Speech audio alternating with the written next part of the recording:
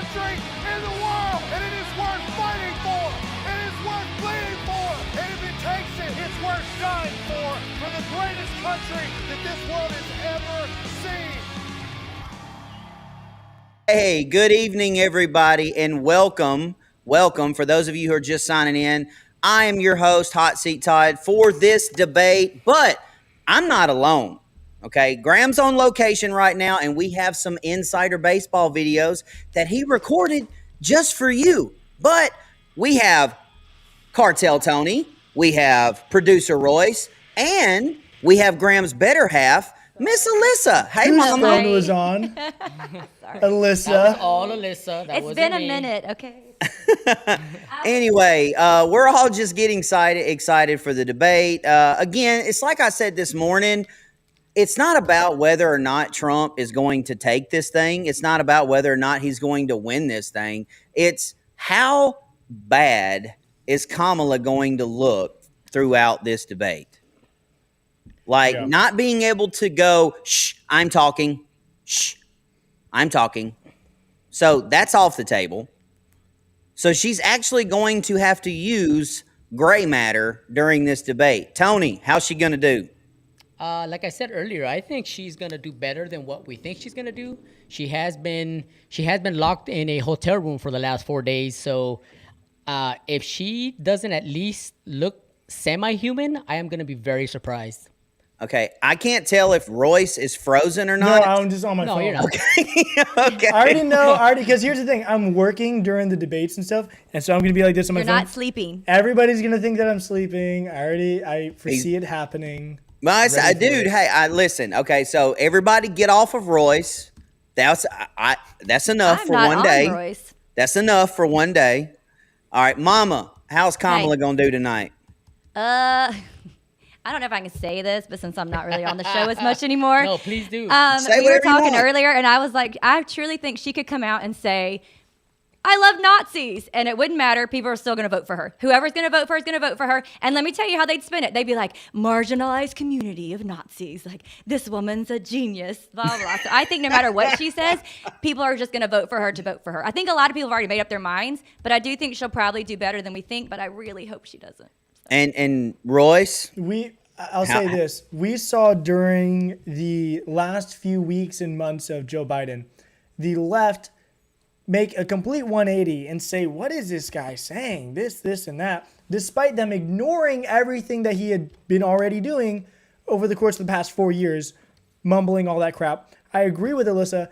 They're not in a position to pull Kamala out, so they're not gonna make the 180. This is gonna be the best night ever for Kamala Harris, according to the left, no matter what happens. But reality is, Trump is gonna come in with the facts.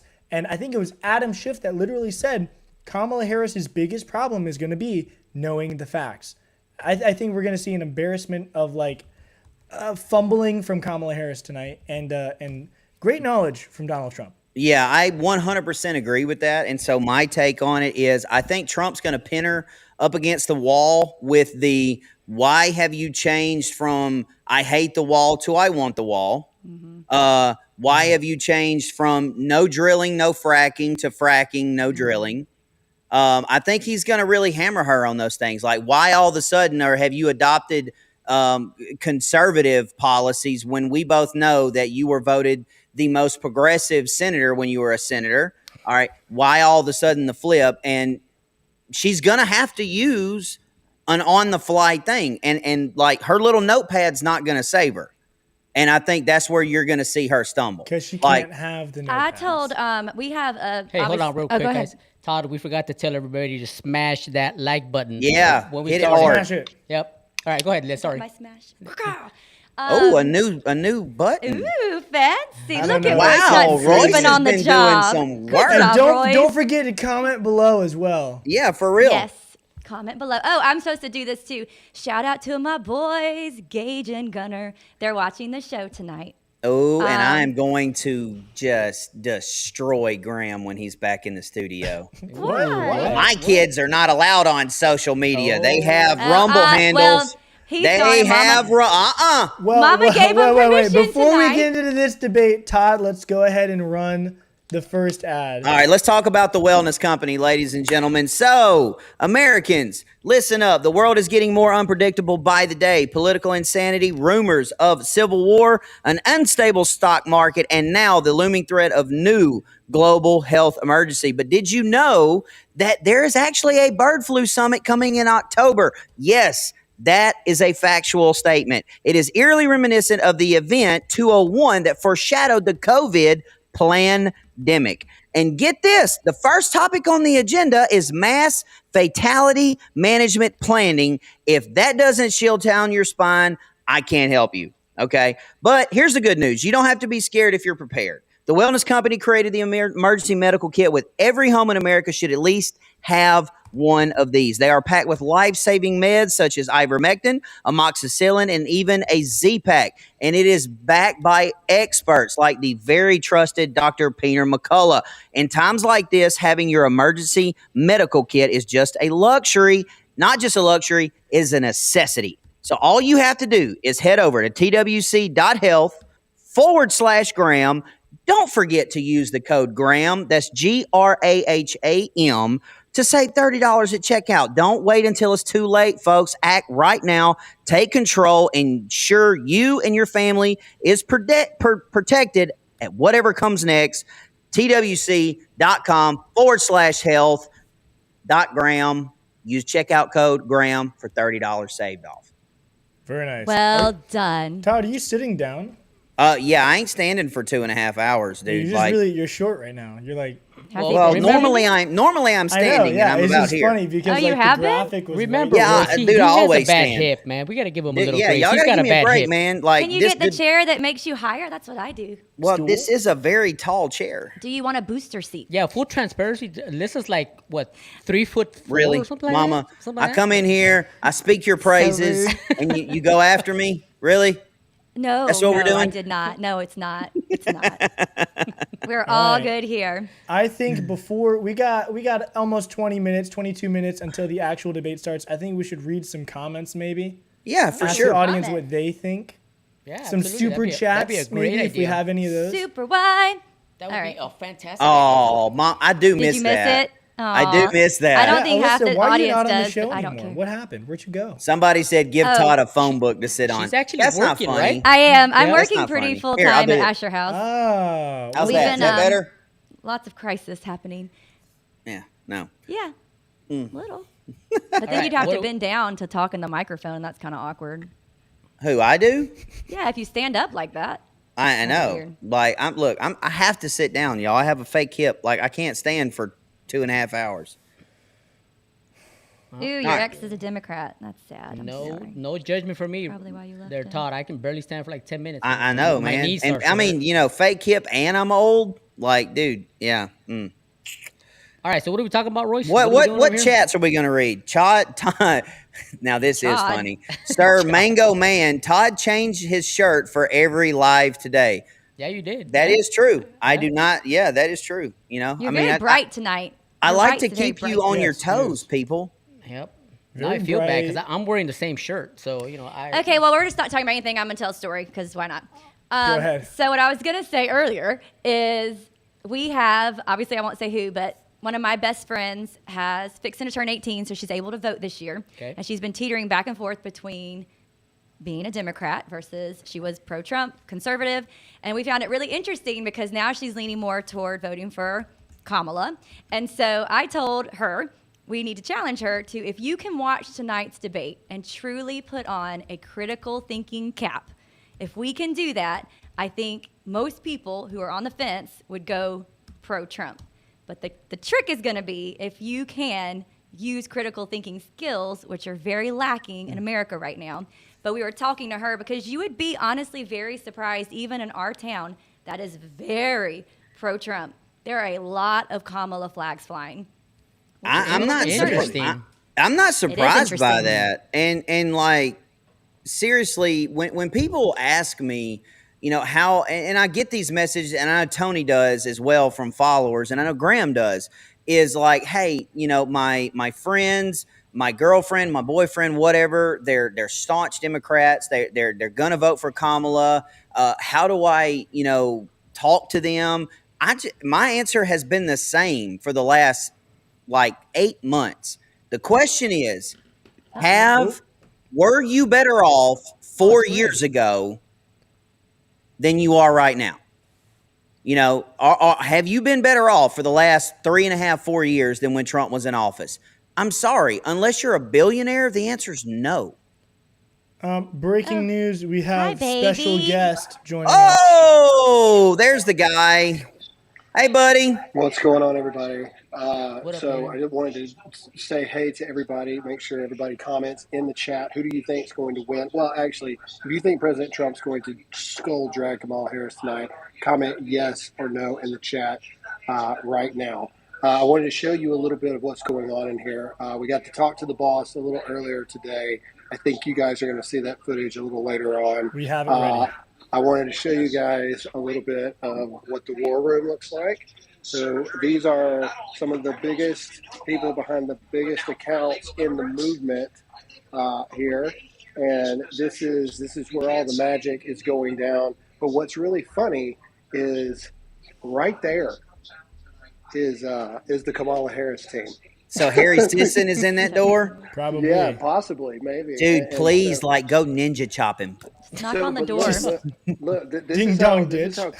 this is how close we are. Like, here's us, and then 1, 2, 3, 4, 5 steps. There they are, right Wow. there. They're Hey, all Graham, in I this wonder door if right they have there. your room bugged. Maybe. I mean, it's All- very possible. All that I they can have say is you're so lucky I'm not there with you. Like, Well, I'll tell you what. Here's the craziest part. Okay, so this is the actual hotel room, or the hotel. Kamala Harris is staying here in this hotel. We saw her leave. They moved a podium in for her to practice on earlier today. We literally saw the podium like go up to. I mean, you can't get up there Wow. or whatnot. Did you see them Gavin- carry the fake Donald Trump as well? Yeah, no, we didn't. see cardboard that. cutout. Gavin Newsom was here, and so Oh, we look, literally had to Lucifer. get a young priest and an old priest to come and bless the hotel after it was done. And so we got to talk to the boss. The boss feels good. He's ready to go. I think the vibe is. From reports around everything here that Kamala Harris is pretty nervous going into this thing. I would be too. This is the first time Should that be. Trump and Kamala have met ever in a debate, Yeah. and she has not debated since 2020. So When remember Tulsi that tore her up. she What has not a way to debated start at all off. since Oh 2020. man, yeah. And so I mean Trump pretty much takes on hatred and vitriol comments every single day, and so I'm going to once the debate starts, we're pretty much going to be in there. Spin room, right? Like our job is to get the message out as far and wide as possible, because her team is doing. I mean, they're literally. I mean, it is so crazy to me that we are all on the same hallway right here. Like it's wild. Anyway, so we're going to be doing our job. I want to try to call in again when they take like a break and things like that. I want to do my best, but at worst, I'll be back after the debate is over, and we can have a little recap of what we think and all this kind of stuff. And then if we get some other cool little things. Byron Donalds was in here earlier, and we got to talk about the fact that we think that this is going to be a one and done debate. Like he believes, I believe too. We had a good conversation about it. I don't think there's going to be a second debate. I really don't. Comment. Do you think that this is the only debate that they're going to have? Comment yes or no in the comment section right now. I believe this is the only one. Hey, Graham, question. Do you think we see a Vance Waltz debate? If this goes badly, and let me say this, we talked about this in there. I don't want to steal people's words. All Donald Trump has to do is get on base. Kamala Harris has to hit a grand slam walk-off in the bottom of the ninth. That's a fact. So expectations there. If she collapses, I mean, if she barely survives this thing, I don't think. Oh no. Bye, baby. That was quick. And We lost now him. all of a sudden, Tony is big.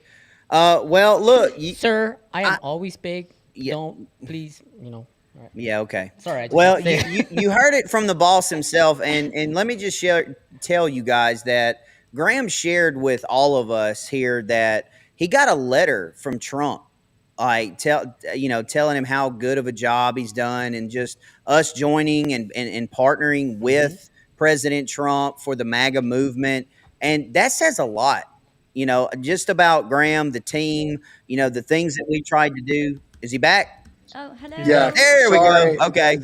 They heard me talking about them and they hit the kill switch for a second. I had to switch off the Wi-Fi. Anyway, if she does not grand slam this thing and gets just skull dragged, which is possible, I think she's going to do okay. I think she's going to be very rehearsed, very scripted.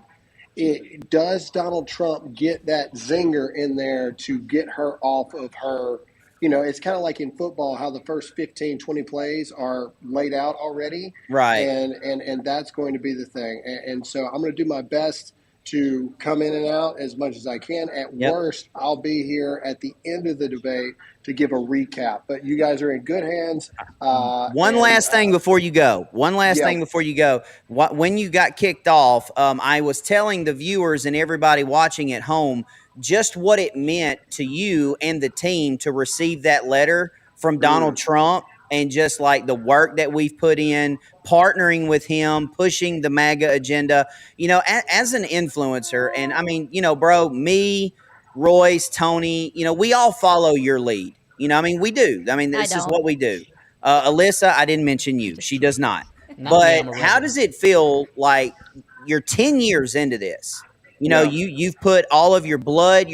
I was there at the very beginning, and now here you are receiving a letter from President Trump thanking you for the sacrifices that you've made. Obviously, you're in Philly right now, away from your family, there to continue to push this agenda. So, dude, just how does that make you feel, honestly? I mean, it's good, and like I told you guys when I sent it to you, my name might be on it, but this is a group effort, and and it doesn't happen. And also for the people watching, the audience, it doesn't happen without you guys either. And it just proves that what we're doing, our names may never be in the history books, but what we're doing does matter. And so, I mean, you saw it in there. Like, it's not luxurious. It's not. It's a war room. It's a work room, right? And so, the thing I love the best is President Trump talking about the fact that we need to make viral content together at in the White House very soon. And so Todd's not missing that one. I'm going to tell you, Todd's not missing that one. Todd's not going to be let in the door on that one. No, he's not. They're They'll be gonna be like, no, no. not that dude. Secret I don't Service think Stay on the lawn. They know They Todd. got to do background checks, Todd. Anyway, all right, let me get back in there. We're about 10 minutes out before the debate starts. You guys have a great show. The audience, make sure you support and you are sharing this and liking this video. Share it far and wide. Later, guys. Later, Graham. See you, man. Yeah, later, dude. And somebody in the comment section said Todd sounded like a reporter talking to Graham. I need y'all to understand something. I have watched Graham grow up. I am a few years older than him, but I've known Graham longer than anybody in this room. Even longer than Miss Alyssa. No, we went to kindergarten together. Huh? We went to kindergarten together. Well, I knew him then. Did you? Yes. No, you didn't? Yeah. Did you? No. Yes. Oh, okay. Yeah. Fair enough. Go ahead. So I sleep with anyway, him. Man. And me and Graham got the call to do this, to make this move. Now, he was married to Alyssa when we were working together as Army recruiters, but I was there when he took off, and just to watch him grow and become and do everything, and now me going full circle and allowing to become a part of this, y'all, it's special to me. And I know it's special for Tony, his brother-in-law, mama down there. I mean, it's fun to watch. It really too, Royce. It's a fun I know ride. it's special for you too, Royce. It is. Yeah, I don't want to let you. And Royce is joining the crew, and he called us boomers, and he's putting us in the tech world now. That's right. I did call them boomers. Yeah, absolutely. And I regret nothing. All right, Yeah. let's roll. Not Let's a roll. boomer. Yeah, Todd, let's get into the next ad for today.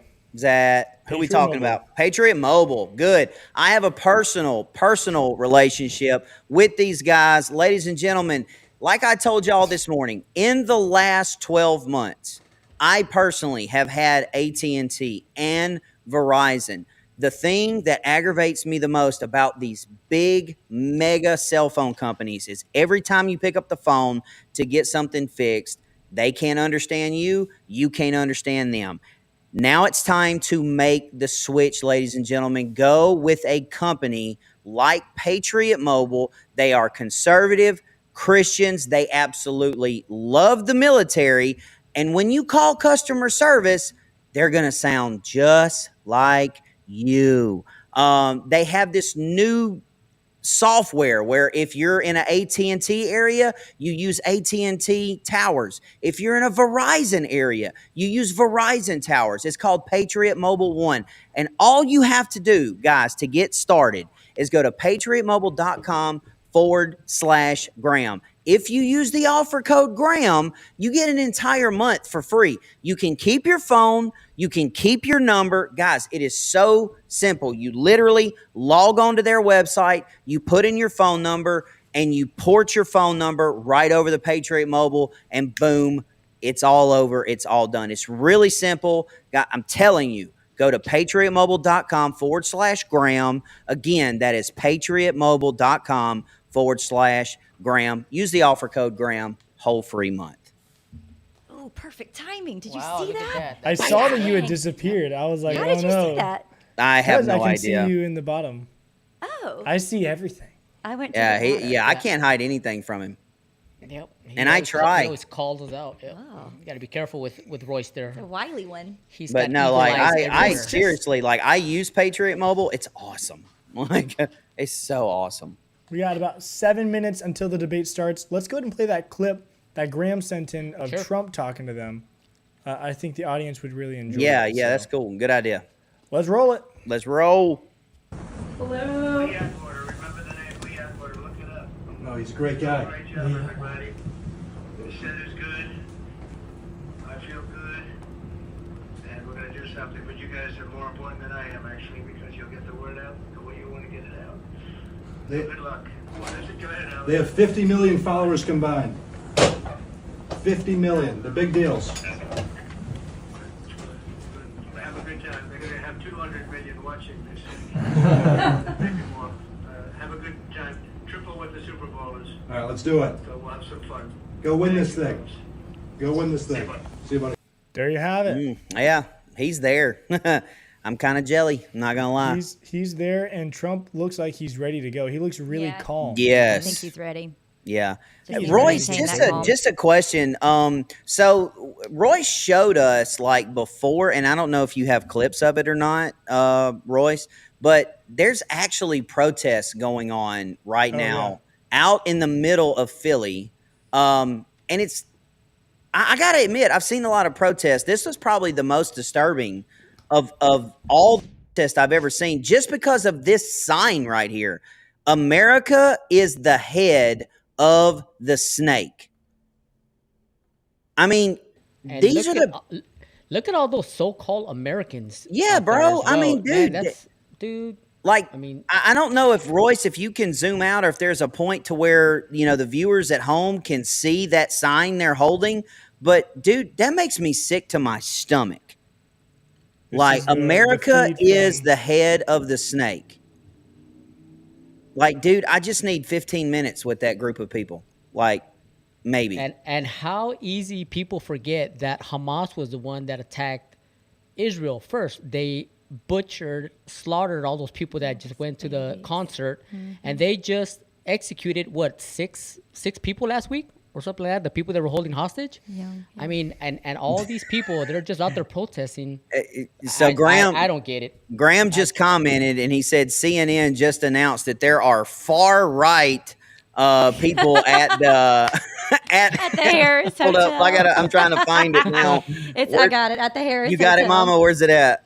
It's just right up here. CNN just announces that far-right, quote, influencers are at Harris Hotel. Oh no! Hope they don't send a mob over there, my baby. Graham, your cover is blown. Your Oh, cover there is it is. blown. That's so funny. Wow.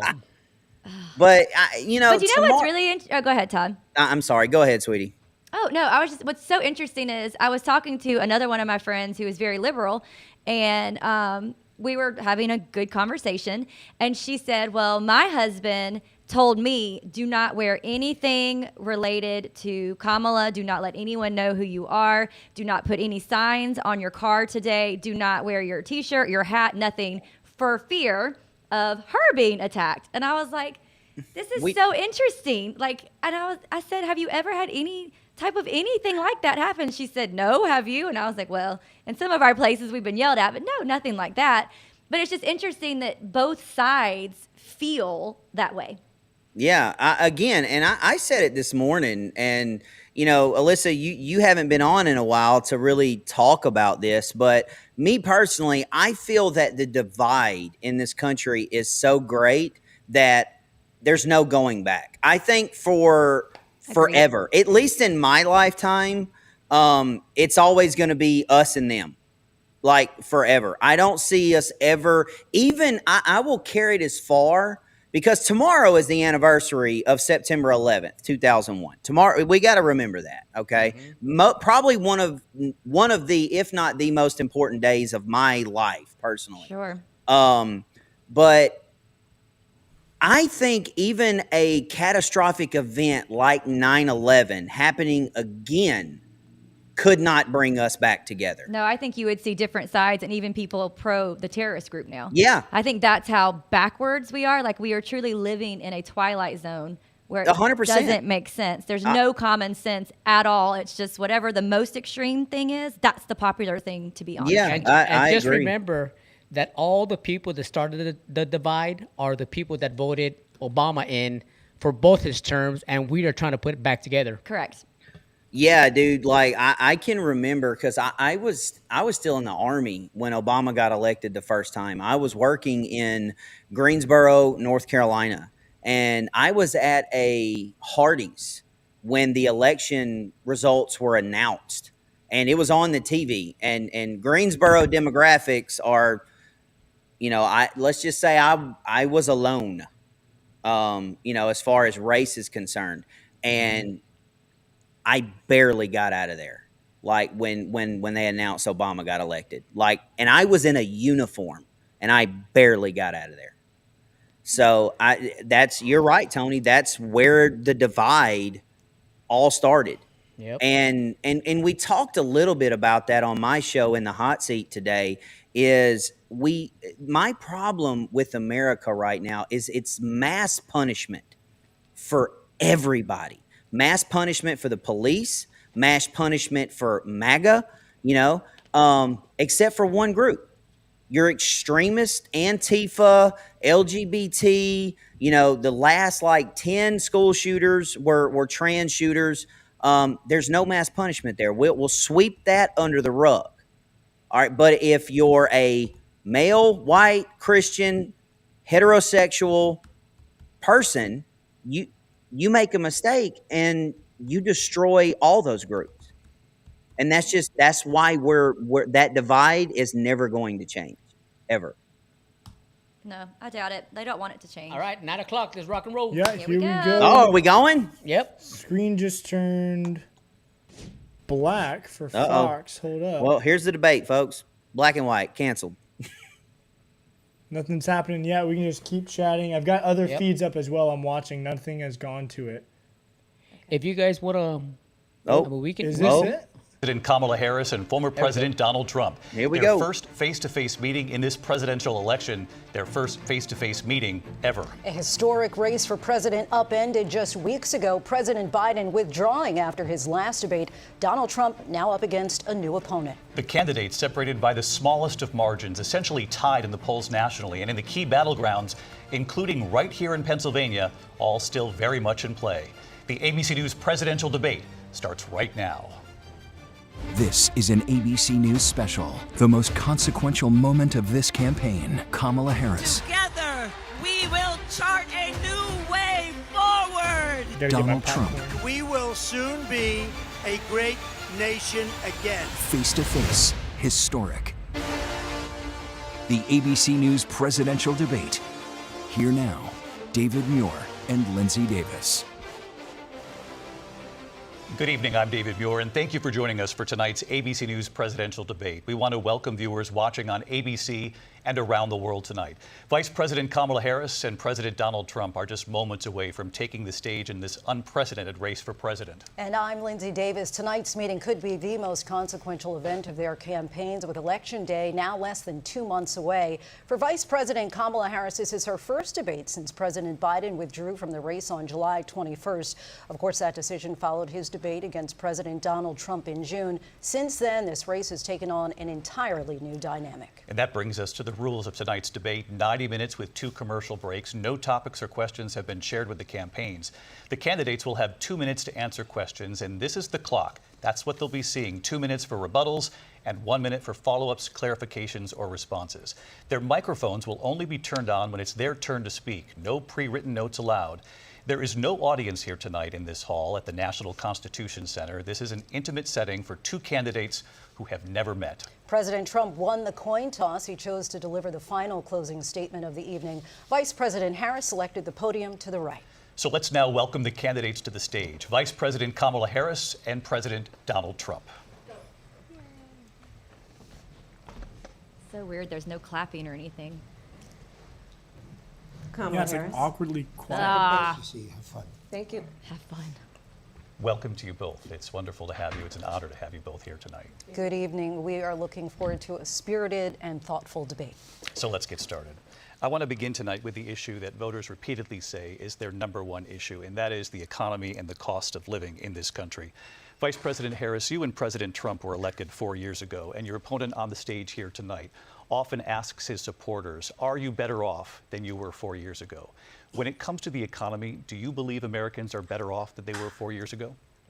So I was raised as a middle-class kid, and I am actually the only person on this stage who has a plan that is about lifting up the middle class and working people of America. I believe in the ambition, the aspirations, the dreams of the American people.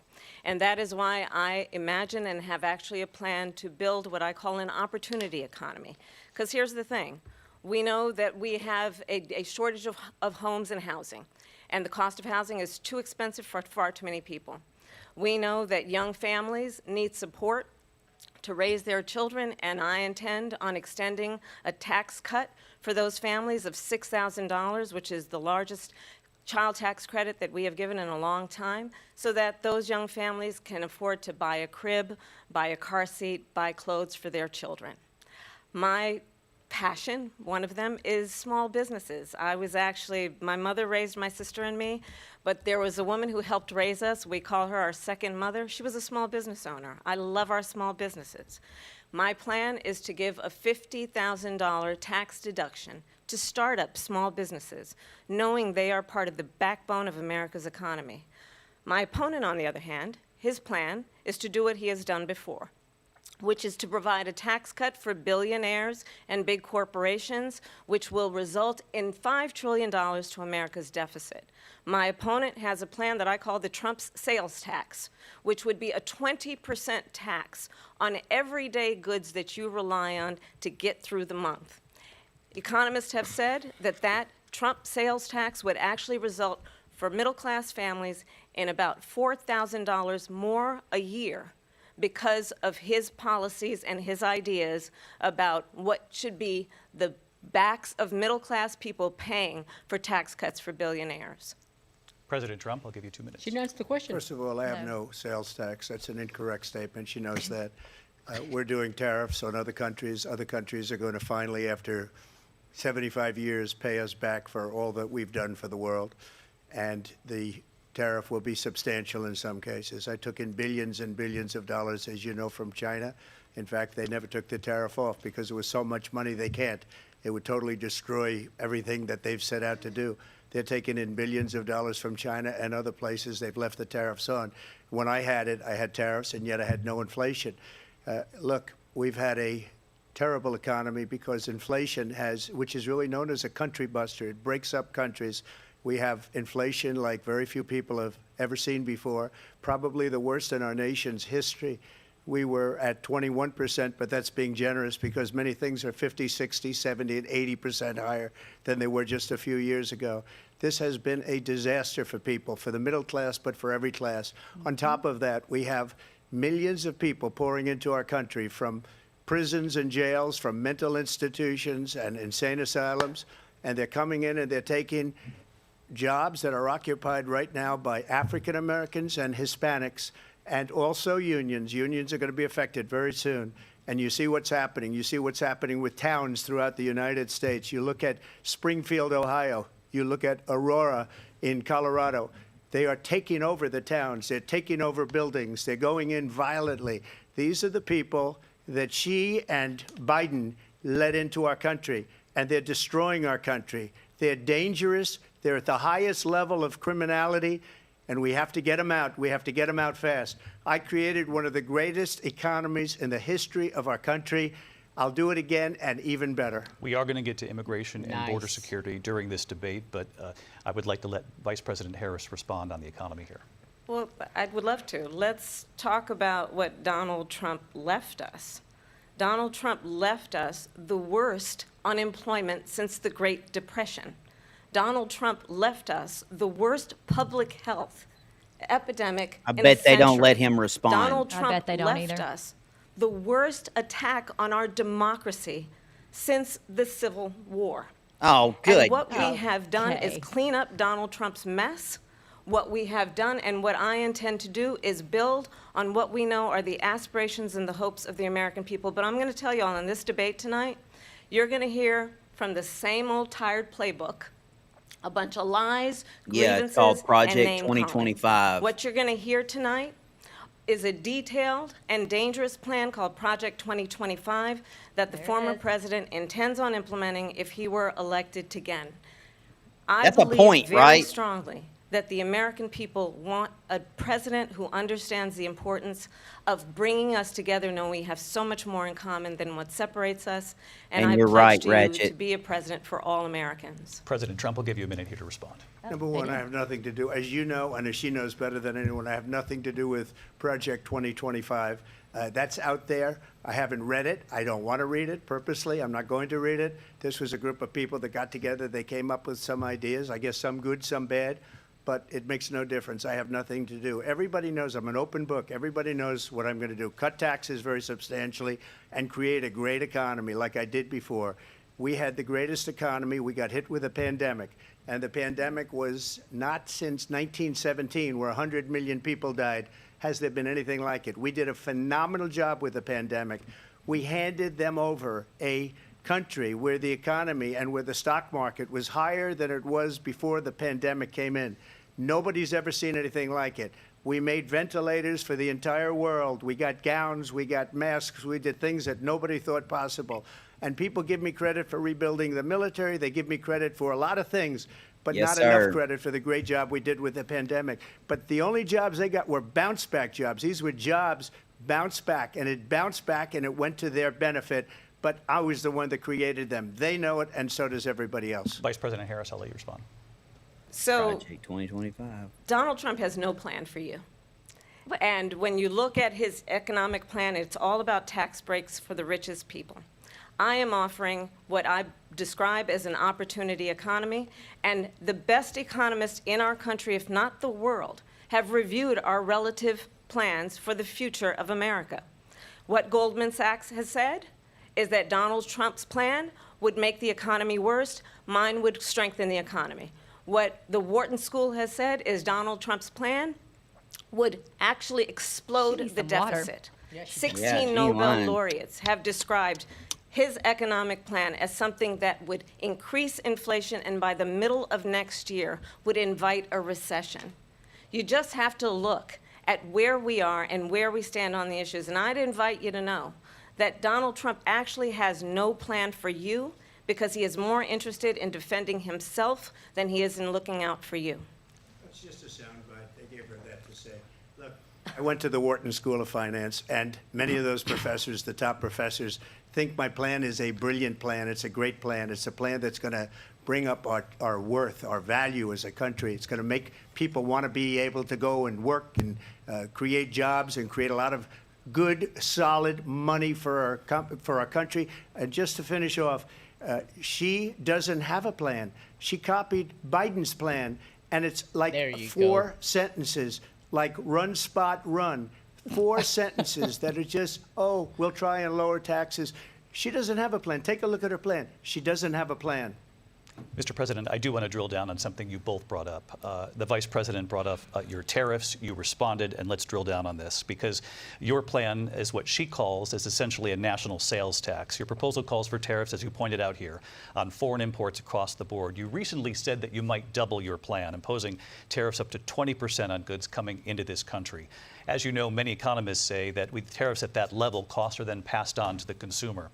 Vice President Harris has argued it'll mean higher prices on gas, food, clothing, medication, arguing it costs the typical family nearly $4,000 a year. Do you believe Americans can afford higher prices because of tariffs? They're not going to have higher prices. What's going to have, and who's going to have higher prices, is China and all of the countries that have been ripping us off for years. I was the only president ever. China was paying us hundreds of billions of dollars, and so were other countries. And, you know, if she doesn't like them, they should have gone out and they should have immediately cut the tariffs. But those tariffs are there 3.5 years now under their administration. We are going to take in billions of dollars, hundreds of billions of dollars. I had no inflation, virtually no inflation. They had the highest inflation perhaps in the history of our country, because I've never seen a worse period of time. People can't go out and buy cereal or bacon or eggs or anything else. The people of our country are absolutely dying with what they've done. They've destroyed the economy. And all you have to do is look at a poll. The polls say 80 and 85 and even 90% that the Trump economy was great, that their economy was terrible. Vice President Harris, I do want to ask for your response. And you heard what the president said there, because the Biden administration did keep a number of the Trump tariffs in place. So how do you respond? Well, let's be clear that the Trump administration resulted in a trade deficit, one of the highest we've ever seen in the history of America.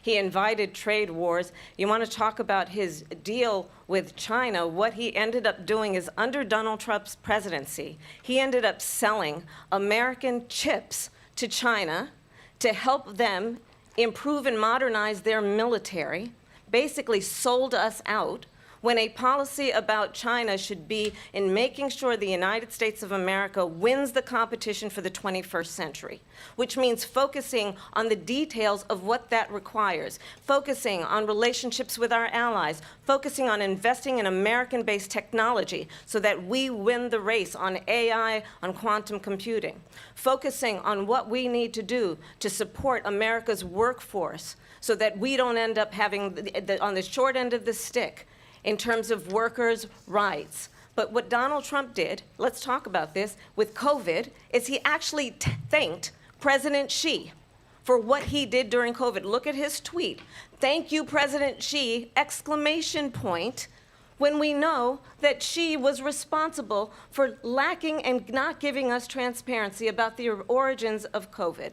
President Trump, I'll let you respond. First of all, they bought their chips from Taiwan. We hardly make chips anymore because of philosophies like they have and policies like they have. I don't say her because she has no policy. Everything that she believed 3 years ago and 4 years ago is out the window. She's going to my philosophy now. In fact, I was going to send her a MAGA hat. She's gone to my philosophy. But if she ever got elected, she'd change it. And it will be the end of our country. She's a Marxist. Everybody knows she's a Marxist. Her father's a Marxist professor in economics, and he taught her well. But when you look at what she's done to our country, and when you look at these millions and millions of people that are pouring into our country monthly, where it's, I believe, 21 million people, not the 15 that people say, and I think it's a lot higher than the 21. That's bigger than New York State pouring in. And just look at what they're doing to our country. They're criminals. Many of these people coming in are criminals. And that's bad for our economy, too. You know, you mentioned before, we'll talk about immigration later. Well, bad immigration is the worst thing that can happen to our economy. They have, and she has, destroyed our country with policy that's insane. Almost policy that you'd say they have to hate our country. President Trump, thank you. Lindsay? I want to turn to the issue of abortion. President Trump, you've often touted that you were able to kill Roe v. Wade. Last year, you said that you were proud to be the most pro-life president in American history. Then last month, you said that your administration would be great for women and their reproductive rights. In your home state of Florida, you surprised many with regard to your 6-week abortion ban because you initially had said that it was too short. And you said, quote, I'm going to be voting that we need more than 6 weeks. But then the very next day, you reversed course and said you would vote to support the 6-week ban. Vice President Harris says that women shouldn't trust you on the issue of abortion because you've changed your position so many times. Therefore, why should they trust you? Well, the reason I'm doing that vote is because the plan is, as you know, the vote is, they have abortion in the 9th month. They even have, and you can look at the governor of West Virginia, the previous governor of West Virginia, not the current governor, who's doing an excellent job, but the governor before, he said the baby will be born and we will decide what to do with the baby. In other words, we'll execute the baby. And that's why I did that, because that predominates, because they're radical. The Democrats are radical in that. And her vice presidential pick, which I think was a horrible pick, by the way, for our country, because he is really out of it. But her vice presidential pick says abortion in the 9th month is absolutely fine. He also says execution after birth. It's execution, no longer abortion, because the baby is born, is okay. And that's not okay with me, hence the vote. But what I did is something for 52 years. They've been trying to get Roe v. Wade into the states. And through the genius and heart and strength of 6 Supreme Court justices, we were able to do that. Now, I believe in the exceptions for rape, incest, and life of the mother. I believe strongly in it. Ronald Reagan did also. 85% of Republicans do. Exceptions. Very important. But we were able to get it, and now states are voting on it. And for the first time, you're going to see, look, this is an issue that's torn our country apart for 52 years. Every legal scholar, every Democrat, every Republican, liberal, conservative, they all wanted this issue to be brought back to the states where the people could vote. And that's what happened. Now, Ohio, the vote was somewhat liberal. Kansas, the vote was somewhat liberal, much more liberal than people would have thought. But each individual state is voting. It's the vote of the people now. It's not tied up in the federal government. I did a great service in doing it. It took courage to do it. And the Supreme Court had great courage in doing it. And I give tremendous credit to those 6 justices. There is no state in this country where it is legal to kill a baby after it's born. Madam Vice President, I want to get your response to President Trump. Well, as I said, you're going to hear a bunch of lies, and that's not actually a surprising fact. Let's understand how we got here. Donald Trump hand-selected 3 members of the United States Supreme Court with the intention that they would undo the protections of Roe v. Wade. And they did exactly as he intended.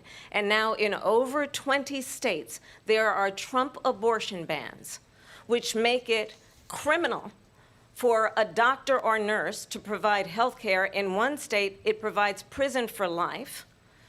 Trump abortion bans that make no exception even for rape and incest, which understand what that means. A survivor of a crime of violation to their body does not have the right to make a decision about what happens to their body next. That is immoral. And one does not have to abandon their faith or deeply held beliefs to agree. The government, and Donald Trump certainly, should not be telling a woman what to do with her body. I have talked with women around our country. You want to talk about this is what people wanted? Pregnant women who want to carry a pregnancy to term, suffering from a miscarriage, being denied care in an emergency room because the healthcare providers are afraid they might go to jail, and she's bleeding out in a car in the parking lot. She didn't want that. Her husband didn't want that. A 12 or 13-year-old survivor of incest being forced to carry a pregnancy to term, they don't want that. And I pledge to you, Okay, well, the baby didn't when want to Congress die. passes Well, a I bill just fact to checked put back in them. place the There's actually protections of 8 Roe v. states Wade, that have as no President of the United gestational States, I will period, proudly so they sign just it lied. into law. Literally, But understand, Alaska, if Donald Trump were to be Colorado, reelected, he will DC, sign a national abortion ban. Maryland, Understand, in his Michigan, Project Minnesota, 2025, there would New be a Jersey, national New Mexico, abortion- a monitor Oregon, that would be and monitoring your Vermont pregnancies, have your no miscarriages. ban or I think the gestational American limit. people believe ABC that just certain lied to you. freedoms in particular the freedom to make decisions about one's own body, should not be made by the government. Thank you, Vice President Harris. Well, there she goes again. It's a lie. I'm not signing a ban, and there's no reason to sign a ban because we've gotten what everybody wanted. Democrats, Republicans, and everybody else, and every legal scholar wanted it to be brought back into the states, and the states are voting. And it may take a little time, but for 52 years, this issue has torn our country apart, and they've wanted it back in the states. And I did something that nobody thought was possible. The states are now voting. What she says is an absolute lie. And as far as the abortion ban, no, I'm not in favor of abortion ban, but it doesn't matter because this issue has now been taken over by the states. Would you veto a national abortion ban if it came to Well, I your won't desk? have to because, again, two things. Number one, she said she'll go back to Congress. She'll never get the vote. It's impossible for her to get the vote, especially now with the 50-50, and essentially 50-50 in both Senate and the House. She's not going to get the vote. She can't get the vote. She won't even come close to it. So it's just talk. You know what it reminds me of when they said they're going to get student loans terminated, and it ended up being a total I knew that was catastrophe. coming. The student loans, and then I think probably her boss, if you call him a boss, he spends all his time on the beach. But look, her boss went out and said, we'll do it again. We'll do it a different way. And he went out, got rejected again by the Supreme Court. So all these students got taunted with this whole thing about this whole idea. And how unfair that would have been, part of the reason they lost, to the millions and millions of people that had to pay off their student loans. They didn't get it for free. But they were saying it's the same way that they talked about that they talk about abortion. But if I could just get a yes or no, because your running mate, J.D. Vance, has said that you would veto it if it did come to your desk. Well, I didn't discuss it with J.D. In all fairness, J.D., and I don't mind if he has a certain view, but I think he was speaking for me, but I really didn't. Look, we don't have to discuss it because she'd never be able to get it, just like she couldn't get student loans. I They like couldn't get how student he's loans. They ducking didn't even it. come close to getting He's student loans. very smart. They taunted young people and a lot And of they're other going to people keep that had pressing loans. him for an They answer. can never get this approved. So it doesn't matter what she says about going to Congress. Well, wonderful. Let's go to Congress, do it. But the fact is that for years they wanted to get it out of Congress and out of the federal government. And we did something that everybody said couldn't be done. And now you have a vote of the people on abortion.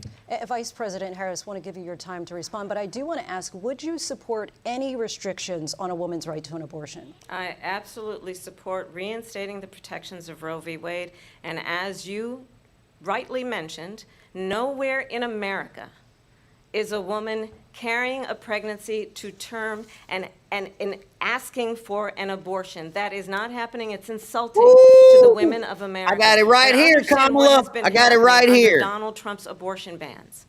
Couples who pray and dream of having a family are being denied IVF treatments. What is happening in our country?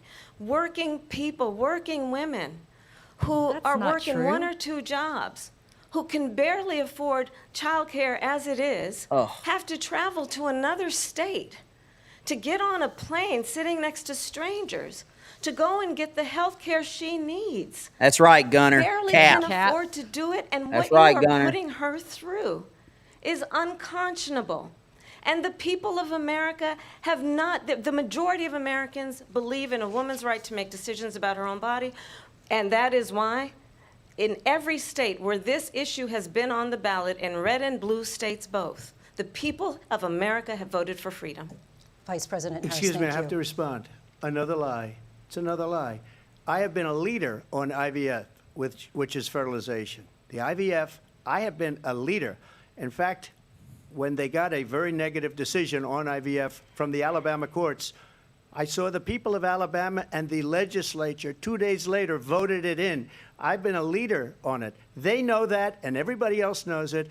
I have been a leader on fertilization, IVF. And the other thing, you should ask, will she allow abortion in the 8th month, 9th month, 7th month? Come on. Okay, would you do that? Why don't you ask her that question? Why don't you That's answer the the problem. question? Would you Whoa, Because I under thought they were Roe v. supposed to be Wade, muted. You could do abortions in the 7th month, the 8th month, the 9th That's month, not true. and probably after birth. Just look at the former governor of Virginia. The governor of Virginia said we put the baby aside and then we determine what we want to do with the baby. President Trump, thank you. We're going to turn now to immigration and border security. We know it's an issue that's I thought they weren't supposed to be able to do that across the board in this country. Vice President Harris, you were tasked by President Biden with getting to the root causes of migration from Central America. We know that illegal border crossings reached a record high in the Biden administration. This past June, President Biden imposed tough new asylum restrictions. We know the numbers since then have dropped significantly. But my question to you tonight is, why did the administration wait until 6 months before the election to act? And would you have done anything differently from President Biden on this? So I'm the only person on this stage who has prosecuted transnational criminal organizations for the trafficking of guns, drugs, and human beings. Oh, Jesus And let me Christ, say here we go. that the United States Congress, including some of the most conservative members of the United States Senate, came up with a border security bill which I supported.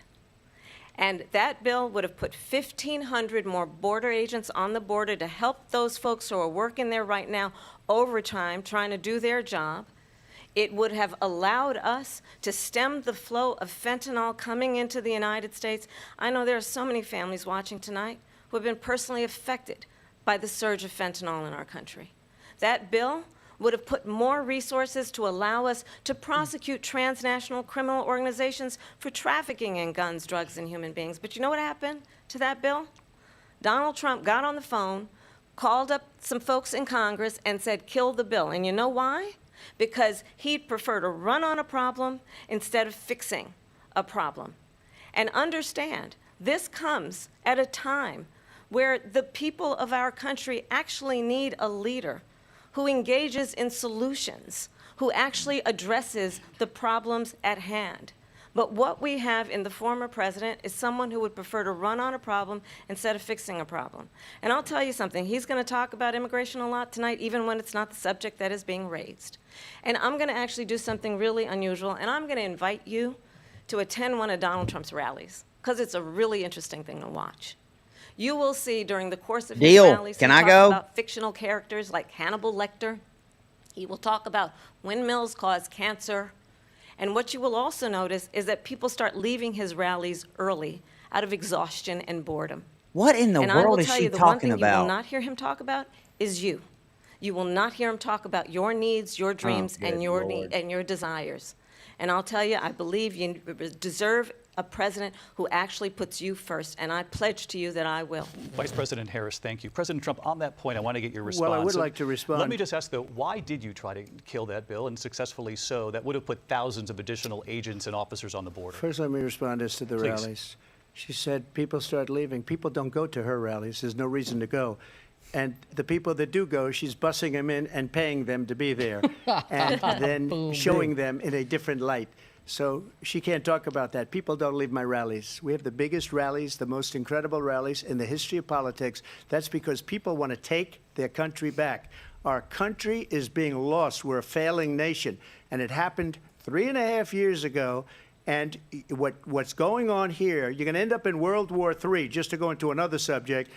What they have done to our country by allowing these millions and millions of people to come into our country, and look at what's happening to the towns all over the United States. And a lot of towns don't want to talk. It's not going to be Aurora or Springfield.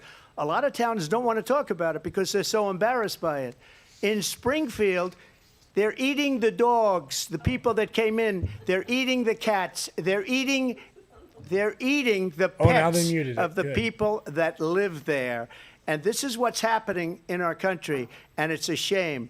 As far as rallies are concerned, as far as the reason they go is they like what I say. They want to bring our country back. They want to make America great again. It's a very simple phrase, make America great again. She's destroying this country, and if she becomes president, this country doesn't have a chance of success. Not only success, we'll end up being Venezuela on steroids. I just want to clarify here. You bring up Springfield, Ohio, and ABC News did reach out to the city manager there. He told us there have been no credible reports of specific claims of pets being harmed, injured, or abused by individuals within the immigrant community. Well, I've seen people on television. Let me just say here, this is the people on television say my dog was taken and used for food. So maybe he said that, and maybe that's a good thing to say for a city manager. I'm not taking this from but television. The people I'm on taking it from television the city saying manager. their dog was eaten by the people that went there. Again, the Springfield city manager says there's no evidence of that. Vice Ooh, President Harris, I'll let you what is respond a to the city rest of it. manager? Like, is that like a local umpire or a baseball coach? It's like the politically correct guy. This So of course is, I he'd say think, that. one of the reasons why in this election I actually have the endorsement of 200 Republicans who have formerly worked with President Bush, Mitt Please say Romney, Dick Cheney. and John McCain. Please say Dick Cheney. Including the endorsement of former Vice President Dick Cheney Thank and you. Congressmember Liz Cheney. And if you want to really know the inside track on who the former president is, if he didn't make it clear already, just ask people who have worked with him. His former chief Here of come staff, suckers and four-star losers. general, has said he has contempt for the Constitution of the United States. Wait for it. His former national security advisor has said he is dangerous and unfit. His former Secretary of Defense has said the nation, the republic, would never survive another Trump term. And when we listen to this kind of rhetoric, when the issues that affect the American people are not being addressed, I think the choice is clear in this election. President Trump, I'll give you a quick minute to respond here. Thank you, because when Please I hear hammer that- Dick Cheney. See, I'm a different kind of a person. I fired most of those people, not so graciously. They did bad things or a bad job. I fired them. They never fired one person. They didn't fire anybody having to do with Afghanistan and the Taliban and the 13 There you people go, President. who's were just killed, viciously and violently killed. And I got to know the parents and the family. They didn't fire. They should have fired all those generals, all those top people, because that was one of the most incompetently handled situations anybody has ever seen. So when somebody does a bad job, I fire him.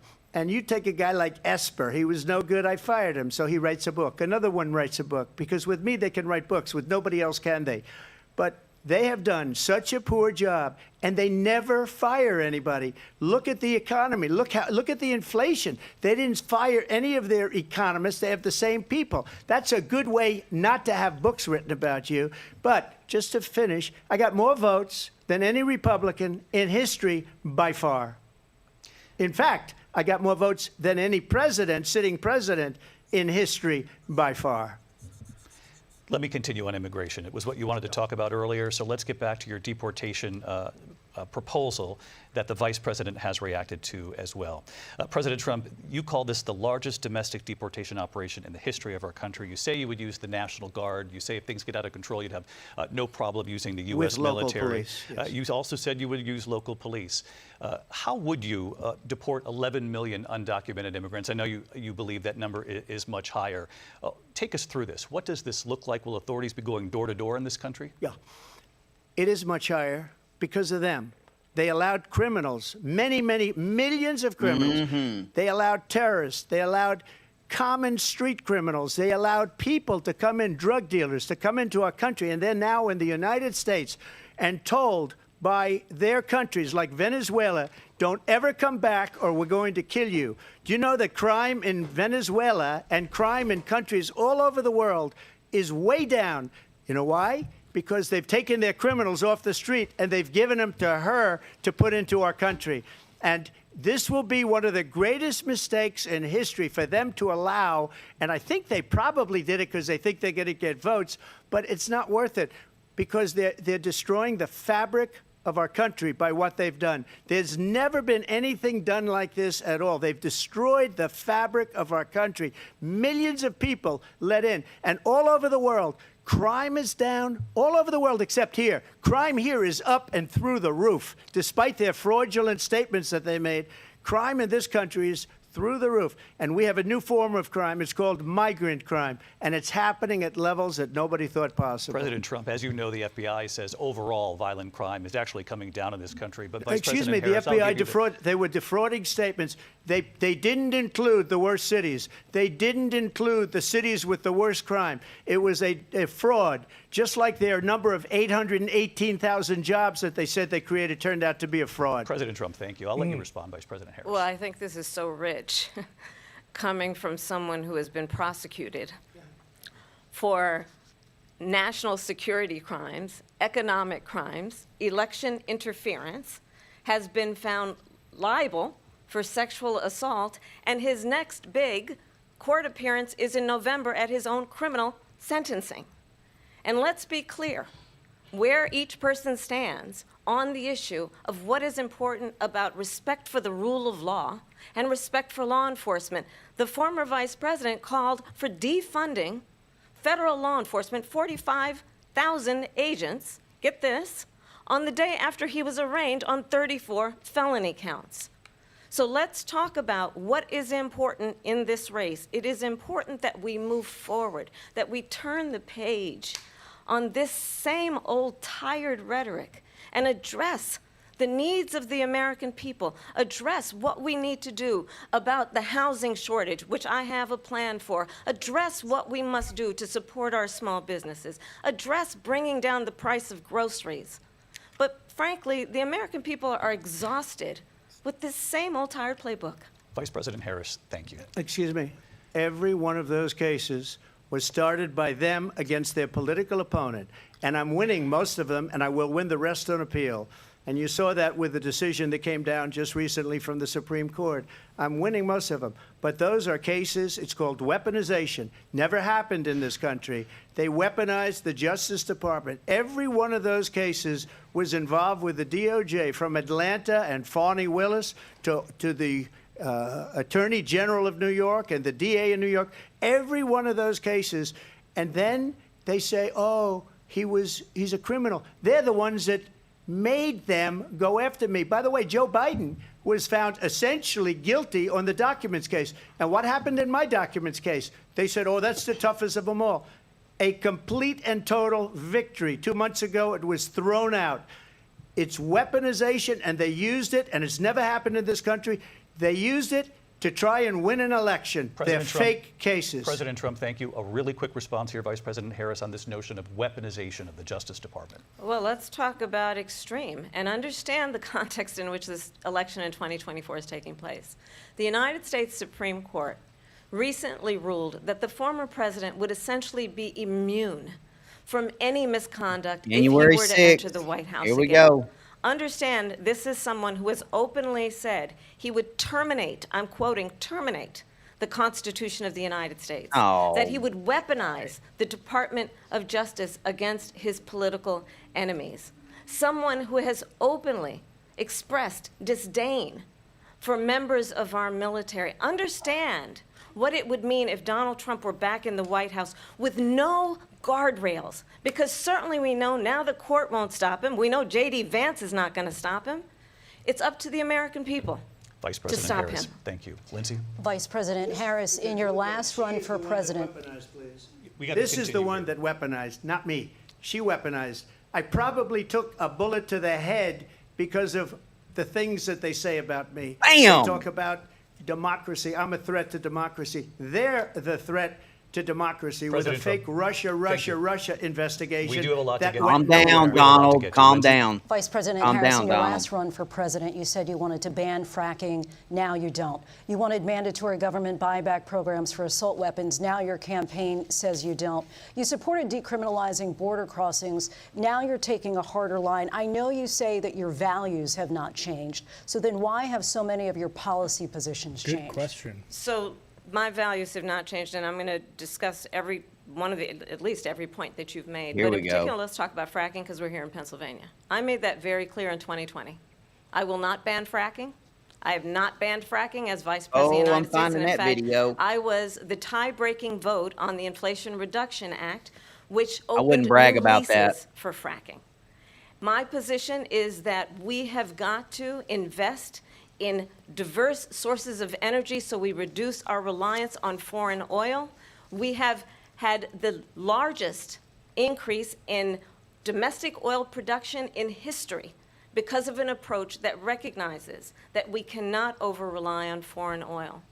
As it relates to my values, let me tell you, I grew up a middle-class kid raised by a hardworking mother who worked and saved and was able to buy our first home when I was a teenager. The values I bring to the importance of home ownership, knowing not everybody got handed $400 million on a silver platter and then filed bankruptcy 6 times, is a value that I bring to my work to say we are going to work with the private sector and home builders to increase 3 million homes, increased by 3 million homes by the end of my first term. My work that is related to having a friend when I was in high school who was sexually assaulted by her stepfather. And my focus then on protecting women and children from violent crime is based on a value that is deeply grounded in the importance of standing up for those who are most vulnerable. My work that is about protecting Social Security and Medicare is based on long-standing work that I have done, protecting seniors from scams. My values have not changed. And what is important is that there is a president who actually brings values and a perspective that is about lifting people up and not beating people down and name-calling.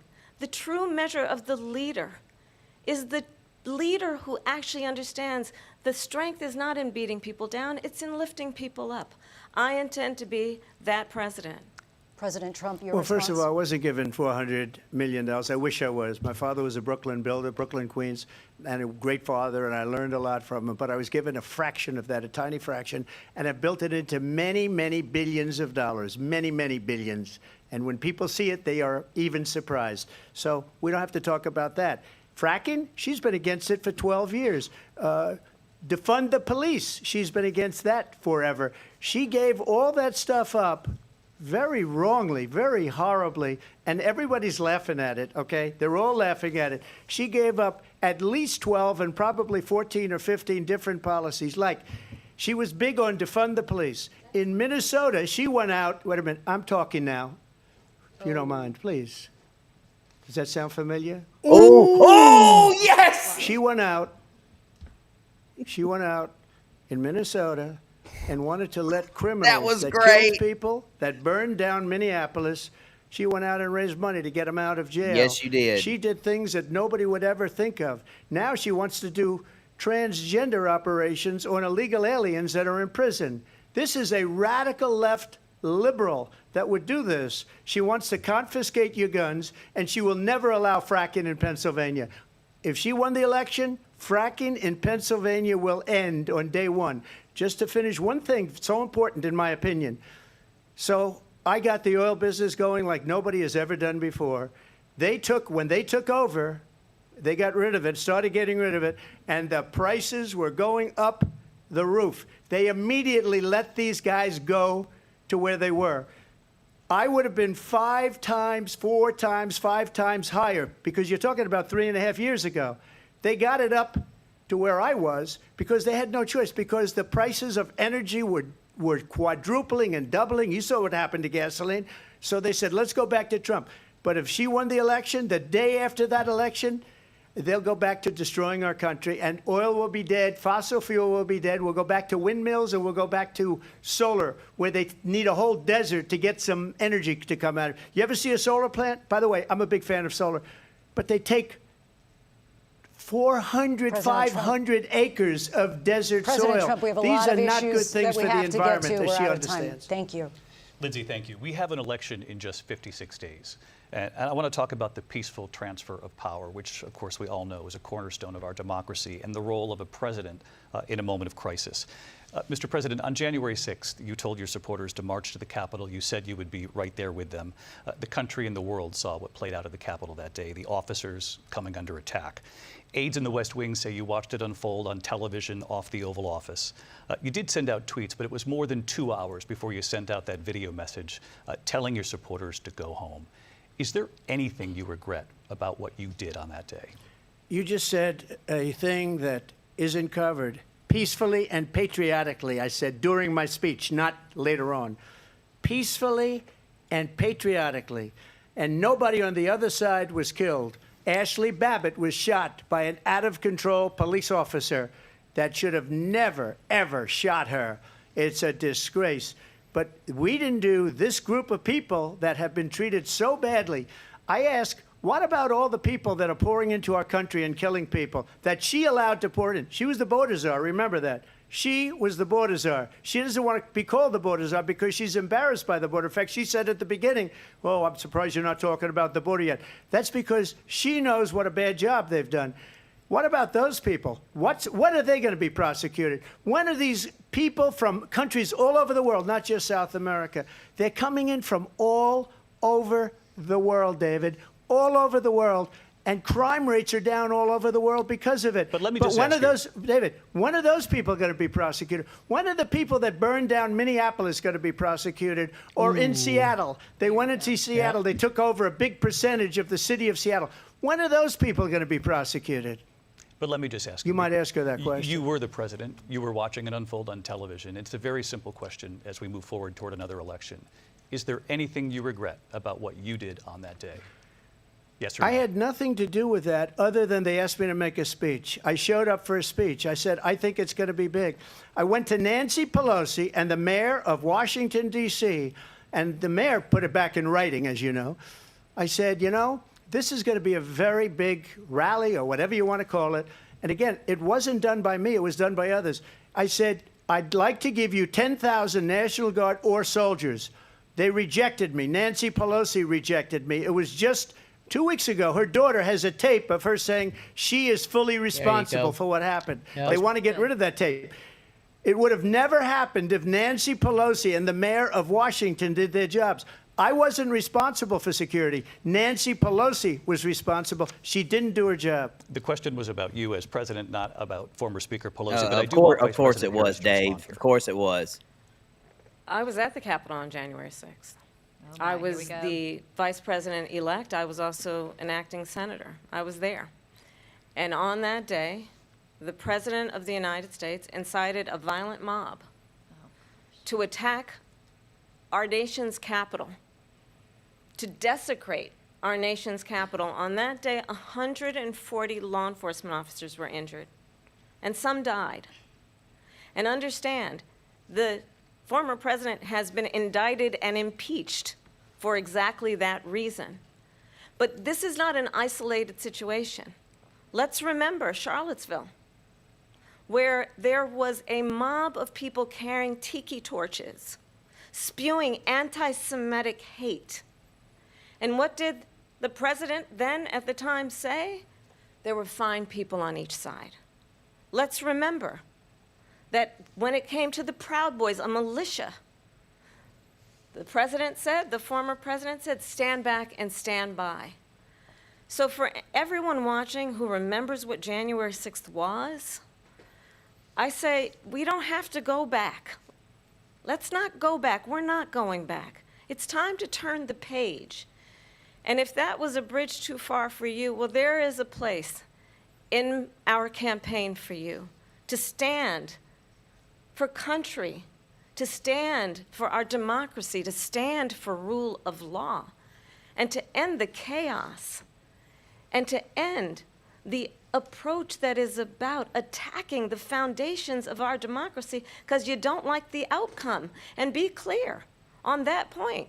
Donald Trump, the candidate, has said in this election there will be a bloodbath if this and the outcome of this election is not to his liking. Let's turn the page on this. Let's not go back. Let's chart a course for the future and not go backwards to the past. Let me just follow up here. All right, there's another lie because Politico put out an article that the DOJ, Kamala wasn't there. That was where bloodbath was. Also, on Charlottesville, that story has been, as you would say, debunked. Laura Ingraham, Sean Hannity, Jesse, all of these people, they covered it. If they go an extra sentence, they will see it was perfect. It was debunked in almost every newspaper, but they still bring it up, just like they bring 2025 up. They bring all of this stuff up. I ask you this. You talk about the Capitol. Why are we allowing these millions of people to come through on the southern border? How come she's not doing anything? And I'll tell you what I would do, and I would be very proud to do it. I would say we would both leave this debate right now. I'd like to see her go down to Washington, D.C. during this debate because we're wasting a lot of time. Go down to, because she's been so bad, it's so ridiculous. Go down to Washington, D.C. and let her sign a bill to close up the border because they have the right to do it. They don't need bills. They have the right to do it. The President of the United States, you'll get him out of bed. You'll wake him up at 4 o'clock in the afternoon. You'll say, come on down to the office. Let's sign a bill. If he signs a bill that the border is closed, all he has to do is say it to the Border Patrol, who are phenomenal. If they do that, the border is closed. Mr. Those President, people are killing many people, unlike J6. We talked immigration here tonight. I do want to focus on this next issue to both of you because it really brings us this into focus, truth in these times that we're living in. Mr. President, for 3.5 years after you lost the 2020 election, you repeatedly falsely claimed that you won, many times saying you won in a landslide. In the past couple of weeks leading up to this debate, you have said, quote, you lost by a whisker, that you, quote, didn't quite make it, that you came up a little bit short. I said that? Are you now acknowledging that you lost in 2020? No, I don't acknowledge that at all. But I you said did that say sarcastically. that. You know that. It was said, oh, we lost by a whisker. That was said sarcastically. Look, there's so much proof. All you have to do is look at it. And they should have sent it back to the legislatures for approval. I got almost 75 million votes, the most votes any sitting president has ever gotten. I was told if I got 63, which was what I got in 2016, you can't be beaten. The election, people should never be thinking about an election as fraudulent. We need two things. We need walls, and we have to have it. We have to have borders, and we have to have good elections. Our elections are bad. And a lot of these illegal immigrants coming in, they're trying to get them to vote. They can't even speak English. They don't even know what country they're in practically. And these people are trying to get them to vote. And that's why they're allowing them to come into our country. I did watch all of these pieces of video. I didn't detect the sarcasm, lost by a whisker. We didn't quite make it. And we should just point out here as clarification, and you know this, you and your allies, 60 cases in front of many judges, many of them Republican. No judge looked at it. And said they there was said no we didn't have widespread fraud. standing. That's the other thing. They said we didn't have standing, a technicality. Can you imagine a system where a person in an election doesn't have standing? The President of the United States doesn't have standing. That's how we lost. If you look at the facts, and I'd love to have you'll do a special on it. I'll show you Georgia, and I'll show you Wisconsin, and I'll show you Pennsylvania, and I'll show you. We have so many facts and statistics, but you know what? That doesn't matter because we have to solve the problem that we have right now. That's old news. And the problem that we have right now is we have a nation in decline, and they have put it into decline. We have a nation that is dying, David. Mr. President, thank you. Vice President Harris, you heard the president there tonight. He said he didn't say that he lost by a whisker. So he still believes he did not lose the election that was won by President Biden and yourself. But I do want to ask you about something that's come up in the last couple of days. This was a post from President Trump about this upcoming election just weeks away. He said, when I win, those people who cheated, and then he lists donors, voters, election officials, he says will be prosecuted to the fullest extent of the law, which will include long-term prison sentences. One of your campaign's top lawyers responded saying, we won't let Donald Trump intimidate us. We won't let him suppress the vote. Is that what you believe he's trying to do here? Donald Trump was fired by 81 million people. So let's be clear about that. And clearly he is having a very difficult time processing that. But we cannot afford to have a president of the United States who attempts, as he did in the past, to upend the will of the voters in a free and fair election. And I'm going to tell you that I have traveled the world as Vice President of the United States, and world leaders are laughing at Donald Trump. I have talked with military leaders, some of whom worked with you, and they say you're a disgrace. And when you then talk in this way in a presidential debate and deny what over and over again are court cases you have lost because you did in fact lose that election, it leads one to believe that perhaps we do not have in the candidate to my right the temperament or the ability to not be confused about fact. That's deeply troubling, and the American people deserve better. I'll give you 1 minute to respond, Mr. President. Let me just say about world leaders. Viktor Orban, one of the most respected men, they call him a strong man. He's a tough person, smart. Prime Minister of Hungary. They said, why is the whole world blowing up? 3 years ago, it wasn't. Why is it blowing up? He said, because you need Trump back as president. They were afraid of him. China was afraid, and I don't like to use the word afraid, but I'm just quoting him. China was afraid of him. North Korea was afraid of him. Look at what's going on with North Korea, by the way. He said Russia was afraid of him. I ended the Nord Stream 2 pipeline, and Biden put it back on day one, but he ended the XL pipeline. The XL pipeline in our country. He ended that. But he let the Russians build a pipeline going all over Europe and heading into Germany, the biggest pipeline in the world. Look, Viktor Orban said it. He said the most respected, most feared person is Donald Trump. We had no problems when Trump was president, but when this weak, pathetic man that you saw at a debate just a few months ago, that if he weren't in that debate, he'd be running instead of her. She got no votes. He got 14 million votes. What you did, you talk about a threat to democracy. He got 14 million votes, and they threw him out of office. And you know what? I'll give you a little secret. He hates her. He can't stand her. But he got 14 million votes. They threw him out. She got 0 votes. And when she ran, she was the first one to leave because she failed. And now she's running. I don't understand it, but Mr. I'm okay with it because your time is I think up. we're Thank going to you. do very well. We've got a lot more to get to. Turning now to the Israel-Hamas war and the hostages who are still being held, Americans among them. Vice President Harris, in December, you said, quote, Israel has a right to defend itself, but you added, quote, it matters how, saying international humanitarian law must be respected. Israel must do more to protect innocent civilians. You said that 9 months ago. Now an estimated 40,000 Palestinians are dead. Nearly 100 hostages remain. Just last week, Prime Minister Benjamin Netanyahu said there's not a deal in the making. President Biden has not been able to break through the stalemate. How would you do it? Well, let's understand how we got here. On October 7, Hamas, a terrorist organization, slaughtered 1,200 Israelis. Many of them young people who were simply attending a concert. Women were horribly raped. And so absolutely, I said then, I say now, Israel has a right to defend itself. We would. And how it does so matters. Because it is also true, far too many innocent Palestinians have been killed. Children, mothers. What we know is that this war must end. It must end immediately, and the way it will end is we need a ceasefire deal and we need the hostages out. And so we will continue to work around the clock on that. Work around the clock, also understanding that we must chart a course for a two-state solution. And in that solution, there must be security for the Israeli people and Israel, and in equal measure for the Palestinians. But the one thing I will assure you always, I will always give Israel the ability to defend itself, in particular as it relates to Iran and any threat that Iran and its proxies pose to Israel. But we must have a two-state solution where we can rebuild Gaza, where the Palestinians have security, self-determination, and the dignity they so rightly deserve.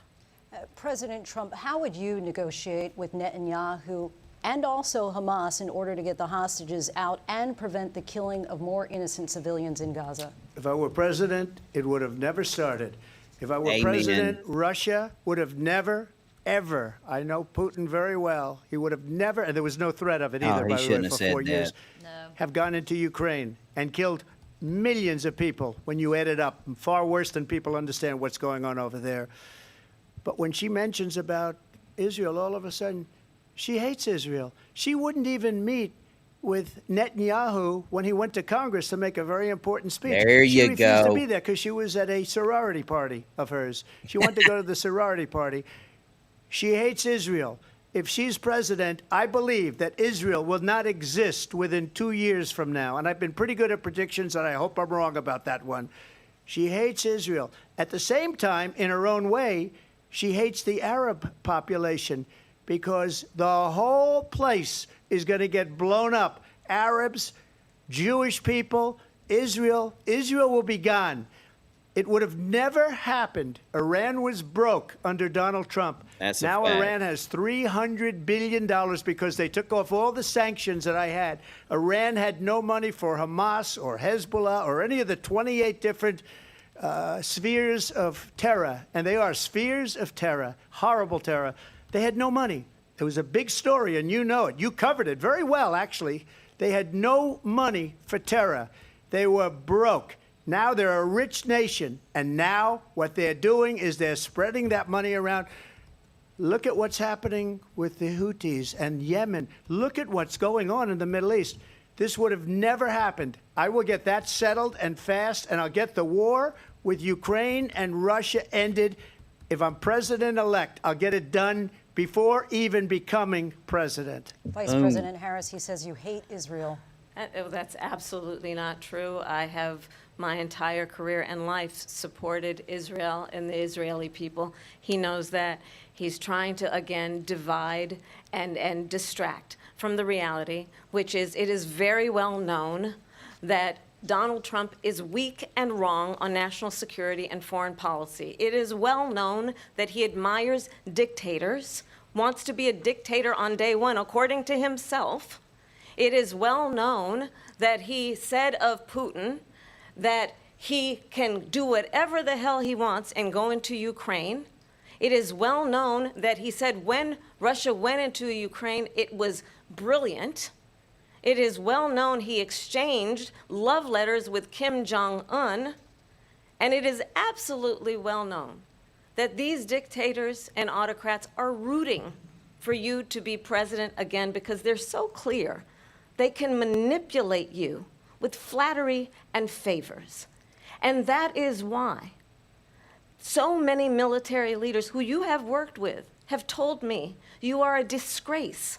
That is why we understand that we have to have a president who is not consistently weak and wrong on Vice national President security, Harris. including the importance of upholding and respecting in highest regard our military. Vice President Harris, thank you. They're the ones, and she's the one that caused it, that's weak on national security by allowing every nation last month for the year, 168 different countries sending people into our country. Their crime rates are way down. Putin endorsed her last week, said, I hope she wins. And I think he meant it because what he's gotten away with is absolutely incredible. It wouldn't have happened with me. The leaders of other countries think that they're weak and incompetent, and they are. They're grossly incompetent. And I just ask one question. Why does Biden go in and kill the Keystone Pipeline and approve the single biggest deal that Russia's ever made, Nord Stream 2, the biggest pipeline anywhere in the world going to Germany and all over Europe? Because they're weak and they're ineffective. And Biden, by the way, President gets paid Trump, a lot of money. Thank you. We have a lot of issues to get to. We'll be right back with much more of this historic ABC News presidential debate from the National Constitution Center right here in Philadelphia. Back in a moment. Oh, man, I got so don't- many notes, y'all. I don't love this. Dude, I don't I've got a either. book. I don't love it at all. He's coming off. He is. He's I don't like he's it. going off the rails a little bit, and I think she's doing a lot better than what I thought she was This going to do. is, agree. I said it in the chat, and I hate to say this, folks, but every major news network is going to declare Kamala Harris the winner. Oh, absolutely. Well, They honestly, are. Right now she is kind of. I mean, if I'm coming in and just listen, she is coming off a little bit better. Let's talk about why, though. Okay, let's she's a talk liar. about the why. Okay, because y'all, I've got pages. All right. Number one, let's start with the first lie, the child tax. Okay, we all know Kamala Harris was against the child tax until J.D. Vance put up one, and then she upped it to $6,000. All right, that's a fact. Like that's a fact. And inflation. When Joe Biden took office, inflation was at 1.4%. It reached, during his administration, it reached up to a 9%. So he got a good economy and crushed it. All right. The other one was the abortion thing. Now, we know Trump's not going to win an abortion debate. He's not. This is where he's struggling, which as a Christian, and I know Graham and everybody here and Mama agree with me, I want him to lose on that issue. But Kamala said there is no state that will allow an 8 to 9 month abortion. Matter of fact, there's 9 states plus Washington, D.C. that have no gestational ban. None. I mean, I get what you're saying, Todd, but what Alyssa was saying, which is what I agree with, is people who are just logging in and they're right on the fence and they're watching this debate and they have no idea where they stand on issues. She is doing a much is. better job. She's being clear, articulate. calm. She's being clear and calm. But I think they are feeding her whatever she's got in her, I'm in her quite earpiece. sure yeah, they are, because but- I've never seen her speak But this she's clearly doing really ever. well. And she well, is. Well, and she's getting to like the issue before he is, which is problematic. There he is. All right, come Hi, on, babe. dude. All right. Okay. All right. Real quick. Okay. So, not great. Okay. So, No. the moderators are debating Donald Trump more than Kamala Harris is debating Yes. Donald Correct. Trump. Yep. Agreed. He has got to stop letting them fight him. He has got to make her answer questions. If I was him, I would go on this next thing, and I hope James and everybody's talking to him. I would refuse to answer another question until she actually answers a question. Kamala Harris Exactly. has not answered one question that has been asked of her. She has not answered one thing, and they are literally attacking Donald Trump. We know. Bye. Oh, babe. God. Yeah. And I agree. Like, I mean, they are just coming right back. He answers a question and they come right back to him. And then she spins a lie and they just let it go. Like little things that myself will pick up on. Like the fact that Dick Cheney, I called it right in the middle. I said, here comes Dick Cheney. And they're all proud of it. Oh, is Graham coming back? Is he back yet? He's loading in. His internet's not great. Yeah, I'm just saying he doesn't have to convince us. We know who we're voting for. All our conservatives. There he we know is. who There we're he voting is. For. It's all the people who are on the fence. Right. She's doing a lot better job than what You I guys thought she was can- going to do. 100%. It's all real lies, but Go, bud. Nope. His internet Poor guy. is not great where he's Just at. text but- us, baby. And just FYI, like I said, and me and Royce, we had to let President Trump talk. Kamala wasn't even at the Capitol during January 6th. Like the DOJ during the investigation came out and said, no, she was there early in the morning. She left and she came back after it was over with. She literally just said, I was there during the January 6th. But again, Tony, Mama, to y'all's credit, you're right. Nobody's going to sit here Nobody's like going I to research am it. No. Right. and going to fact check her But statements. even Trump talking about the looks like you're pipeline, coming back. for normal Americans, that's over the head. Yeah, 100%. All right, here we go. Round two. Into this conflict. Mr. President, it has been the position of the Biden administration that we must defend Ukraine from Russia, from Vladimir Putin, to defend their sovereignty, their democracy, that it's in America's best interest to do so, arguing that if Putin wins, he may be emboldened to move even further into other countries. You have said you would solve this war in 24 hours. You said so just before the break tonight. How exactly would you do that? And I want to ask you a very simple question tonight. Do you want Ukraine to win this war? I want the war to stop. I want to save lives that are being people being killed by the millions. It's the millions. It's so much worse than the numbers that you're getting, which are fake numbers. Look, we're in for 250 billion or more because they don't ask Europe, which is a much bigger beneficiary to getting this thing done than we are. They're in for $150 billion less because Biden and you don't have the courage to ask Europe like I did with NATO. They paid billions and billions, hundreds of billions of dollars when I said, either you pay up or we're not going to protect you anymore. So that's maybe one of the reasons they don't like me as much as they like weak people. But you take a look at what's happening. We're in for 250 to 275 billion.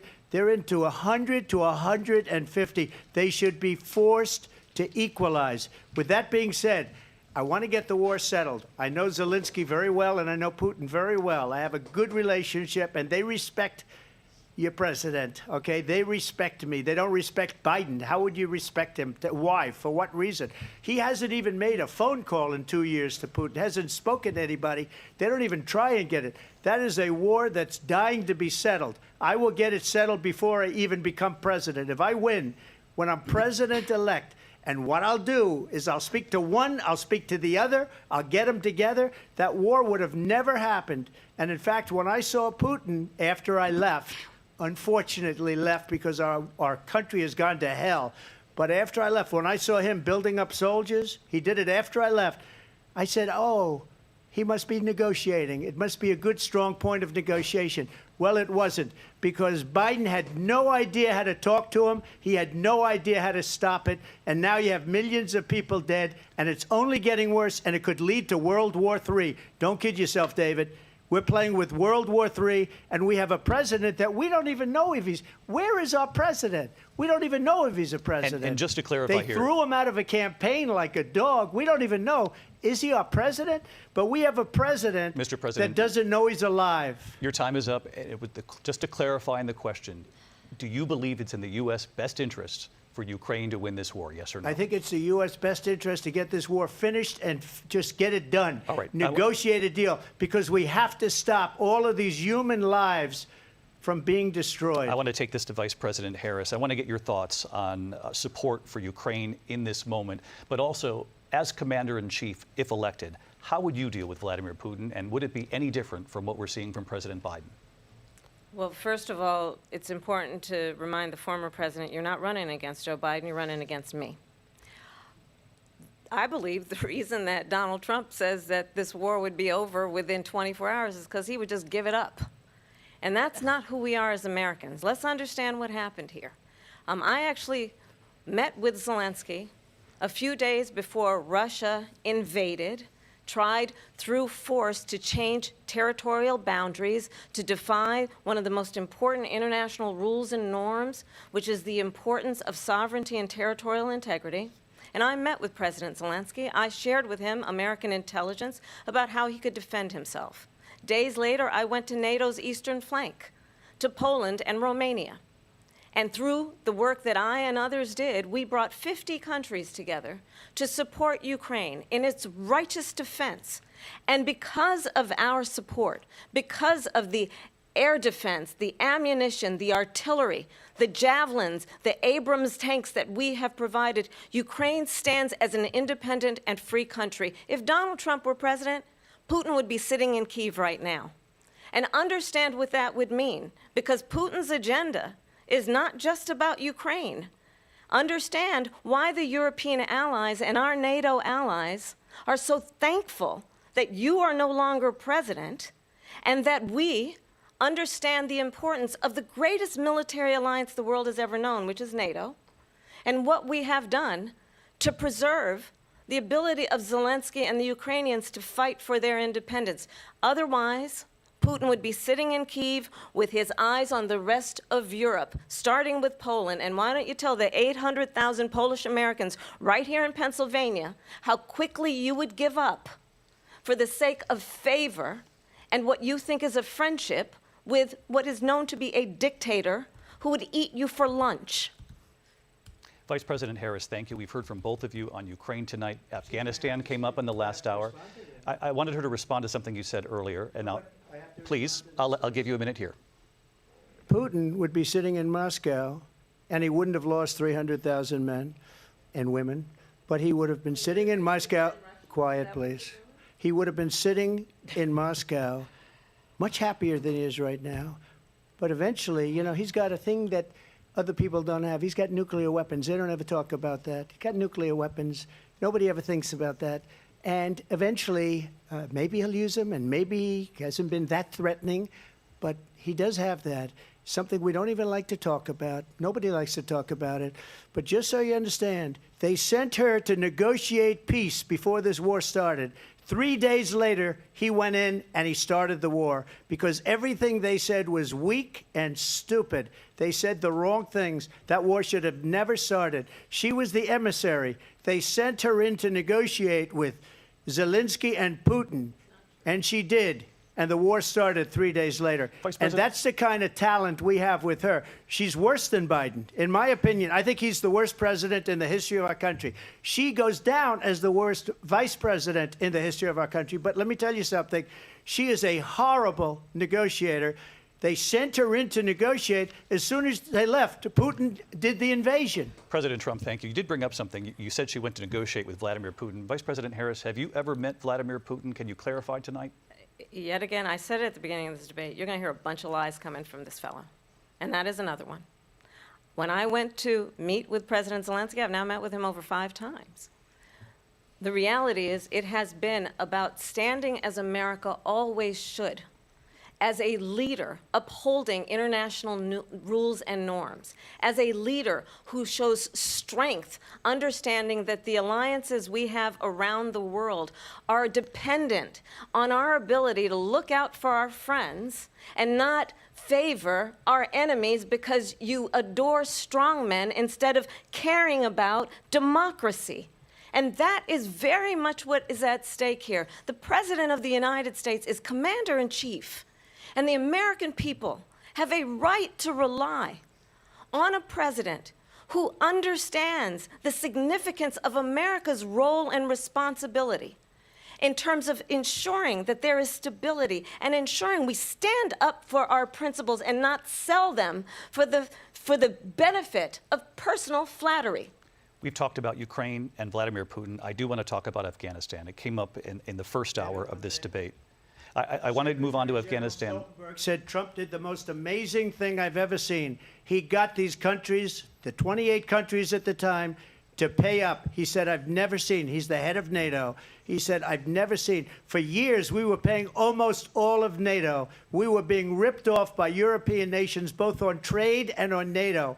I got them to pay up by saying one of the statements you made before, if you don't pay, we're not going to protect you. President Otherwise, Trump. we would have never gotten it. He said it was one of the most incredible jobs that he's ever seen done. Thank you. I want to turn to Afghanistan. It came up in the first hour of the debate, and we witnessed a poignant moment today on Capitol Hill, honoring the soldiers who died in the chaotic withdrawal from Afghanistan. I do want to ask the Vice President, do you believe you bear any responsibility in the way that withdrawal played out? Well, I will tell you, I agreed with President Biden's decision to pull out of Afghanistan. 4 presidents said they would, and Joe Biden did.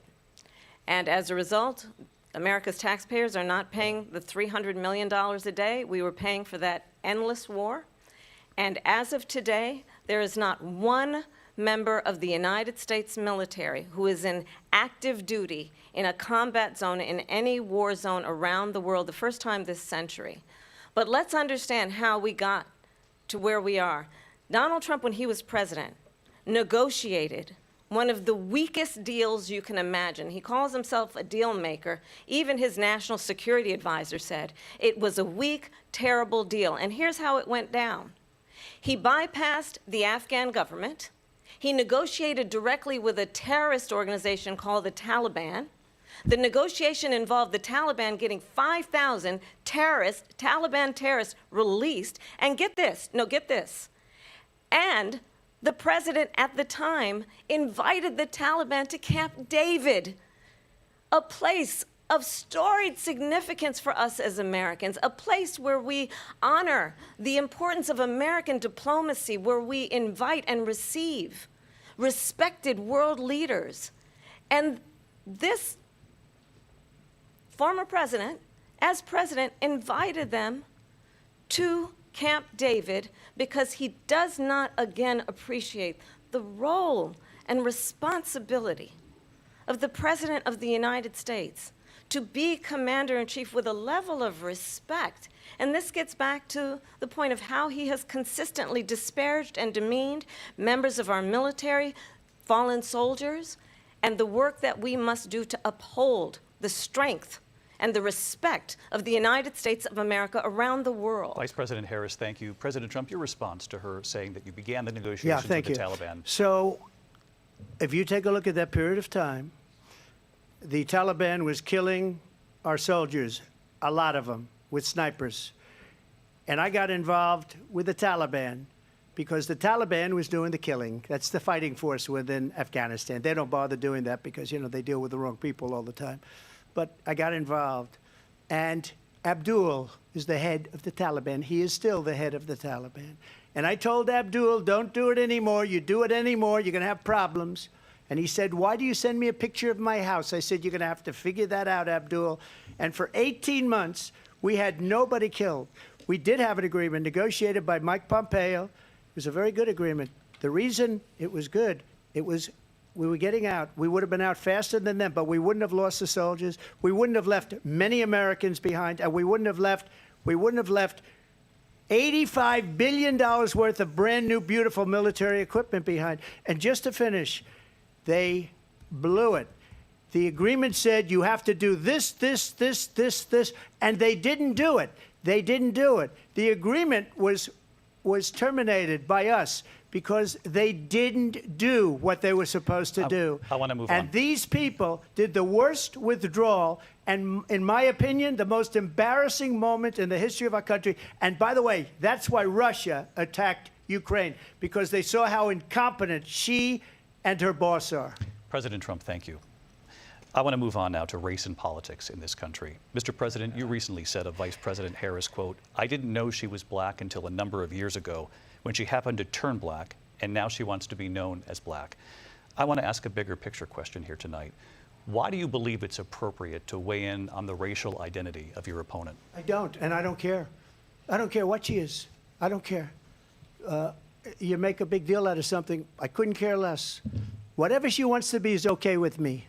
But those were your words, so I'm I asking. don't know. I mean, all I can say is I read where she was not black, that she put out, and I'll say that. And then I read that she was black, and that's okay. Either one was okay with me. That's up to her. That's up to her. Vice President Harris, your thoughts on this? That wasn't. I think it's. This about to get bad, folks. Tragedy that we have someone who wants to be president who has consistently, over the course of his career, attempted to use race to divide the American people. Yep. Here we go. I do believe that the vast majority of us know that we have so much more in common than what separates us, and we don't want this kind of approach that is just constantly trying to divide us, and especially by race. And let's remember how Donald Trump started. He was land, he owned buildings, and he was investigated because he refused to rent property to black families. Let's remember, this is the same individual who took out a full-page ad in the New York Times calling for the execution of 5 young black and Latino boys who were innocent, the Central Park 5. Took out a full-page ad calling for their execution. This is the same individual who spread birther lies about the first black president of the United States. And I think the American people want better than that, want better than this, want someone who understands, as I do, I travel our country. We see in each other a friend. We see in each other a neighbor. We don't want a leader who is constantly trying to have Americans point their fingers at each other. I meet with people all the time who tell me, can we please just have discourse about how we're going to invest in the aspirations and the ambitions and the dreams of the American people? Knowing that regardless of people's color or the language their grandmother speaks, we all have the same dreams and aspirations and want a president who invests in those, not in hate and division. Vice President Harris, thank you. Lindsay? President Trump, this is now your third time. No, he needs to respond. This is the most divisive presidency in the history of our country. There's never been anything like it. They're destroying our country, and they come up with things like what she just said. Going back many, many years, when a lot of people, including Mayor Bloomberg, agreed with me on the Central Park 5, they admitted, they said, they pled guilty. And I said, well, if they pled guilty, they badly hurt a person, killed a person ultimately. And if they pled guilty, then they pled, we're not guilty. But this is a person that has to stretch back years, 40, 50 years ago, because there's nothing now. I built one of the greatest economies in the history of the world, and I'm going to build it again. It's going to be bigger, better, and stronger. But they're destroying our economy. They have no idea what a good economy is. Their oil policies, every single policy. And remember this, she is Biden. You know, she's trying to get away from Biden. I don't know the gentleman, she says. She is Biden. The worst inflation we've ever had, a horrible economy because inflation has made it so bad, and she can't get away with that. Thank you. Your time is up, Lindsay. I want to respond to that, though. I want to just respond briefly. Clearly, I am not Joe Biden, and I am certainly not Donald Trump. And what I do offer is a new generation of leadership for our country. One who believes in what is possible, one who brings a sense of optimism about what we can do instead of always disparaging the American people.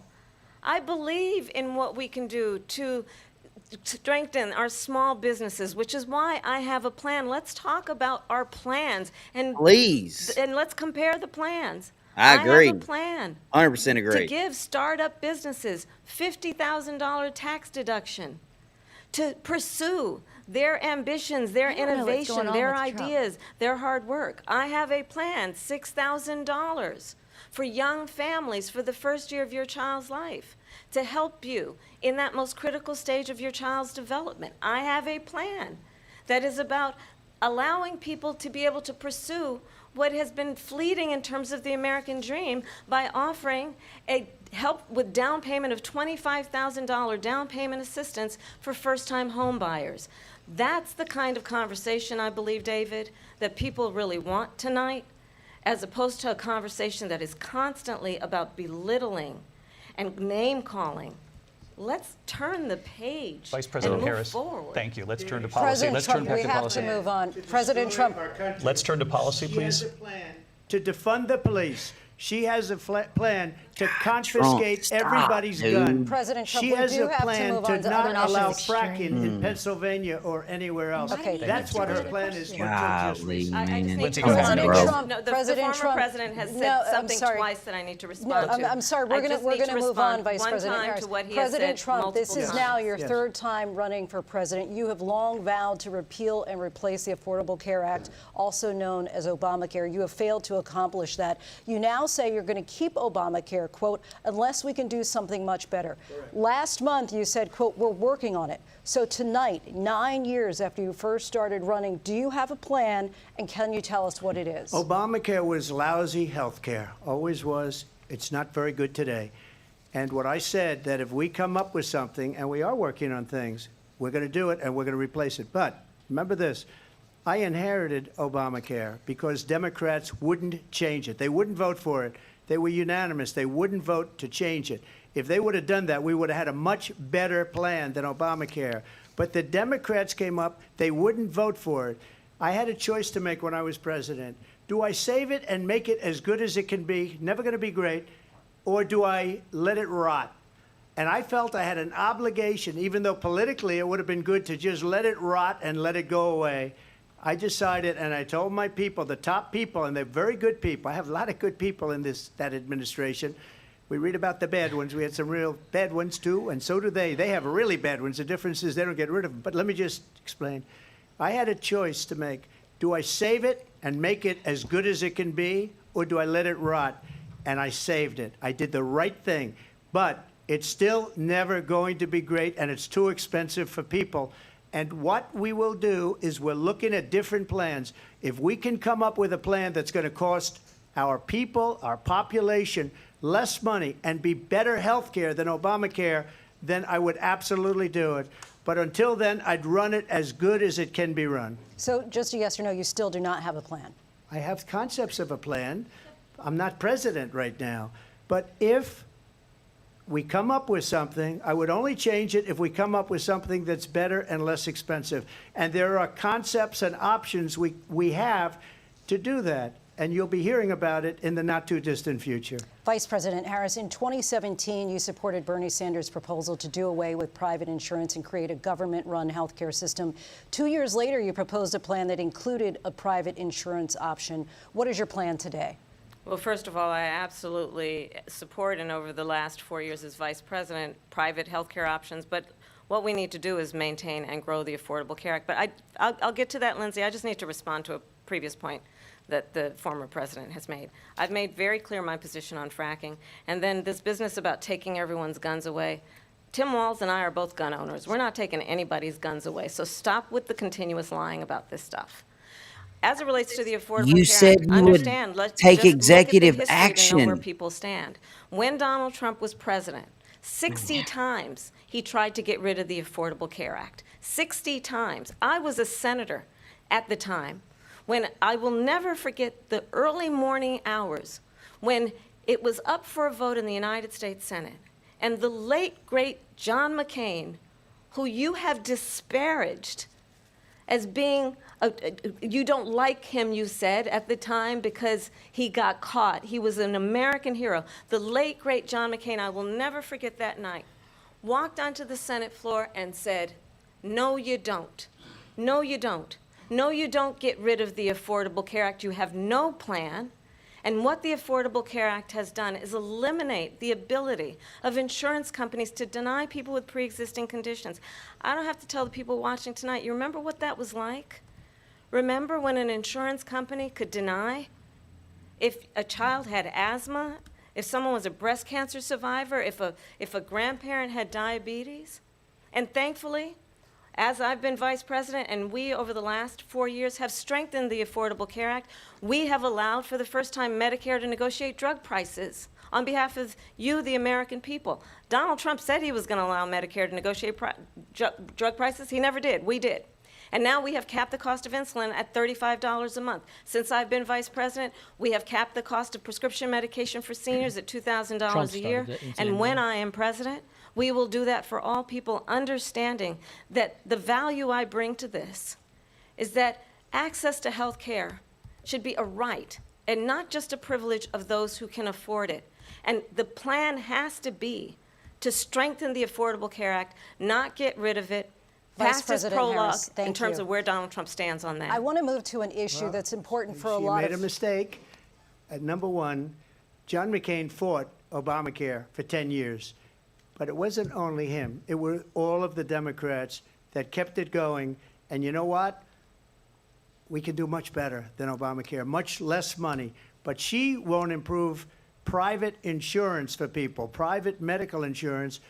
That's another thing she doesn't want to get. People are paying privately for insurance that have worked hard and made money, and they want to have private. She wants everybody to be on government insurance where you wait 6 months for an operation that you need immediately. President Trump, thank you. We have another issue that we'd like to get to that's important for a number of Americans, in particular younger voters, and that's climate change. President Trump, with regard to the environment, you say that we have to have clean air and clean water. Vice President Harris, you call climate change an existential threat. The question to you both tonight is, what would you do to fight climate change? And Vice President Harris, we'll start with you. 1 minute for you each. Well, the former president had said that climate change is a hoax. And what we know is that it is very real. You ask anyone who lives in a state who has experienced these extreme weather occurrences, who now is either being denied home insurance or it's being jacked up. You ask anybody who has been the victim of what that means in terms of losing their home, having nowhere to go. We know that we can actually deal with this issue. The young people of America care deeply about this issue. And I am proud that as vice president over the last 4 years, we have invested $1 trillion in a clean energy economy, while we have also increased domestic gas production to historic levels. We have created over 800,000 new manufacturing jobs while I have been vice president. We have invested in clean energy to the point that we are opening up factories around the world. Donald Trump said he was going to create manufacturing jobs. He lost manufacturing jobs. And I'm also proud to have the endorsement of the United Auto Workers and Sean Fain, who also know that part of building a clean energy economy includes investing in American-made products, American automobiles. It includes growing what we can do around American manufacturing and opening up auto plants, not closing them like happened under Donald Trump. Vice President Harris, thank you. It didn't happen under Donald Trump. Let me just tell you, they lost 10,000 manufacturing jobs this last month. It's going, they're all leaving. They're building big auto plants in Mexico, in many cases owned by China. They're building these massive plants, and they think they're going to sell their cars into the United States because of these people. What they have given to China is unbelievable. But we're not going to let that. We'll put tariffs on those cars so they can't come into our country, because they will kill the United Auto Workers and any auto worker, whether it's in Detroit or South Carolina or any other place.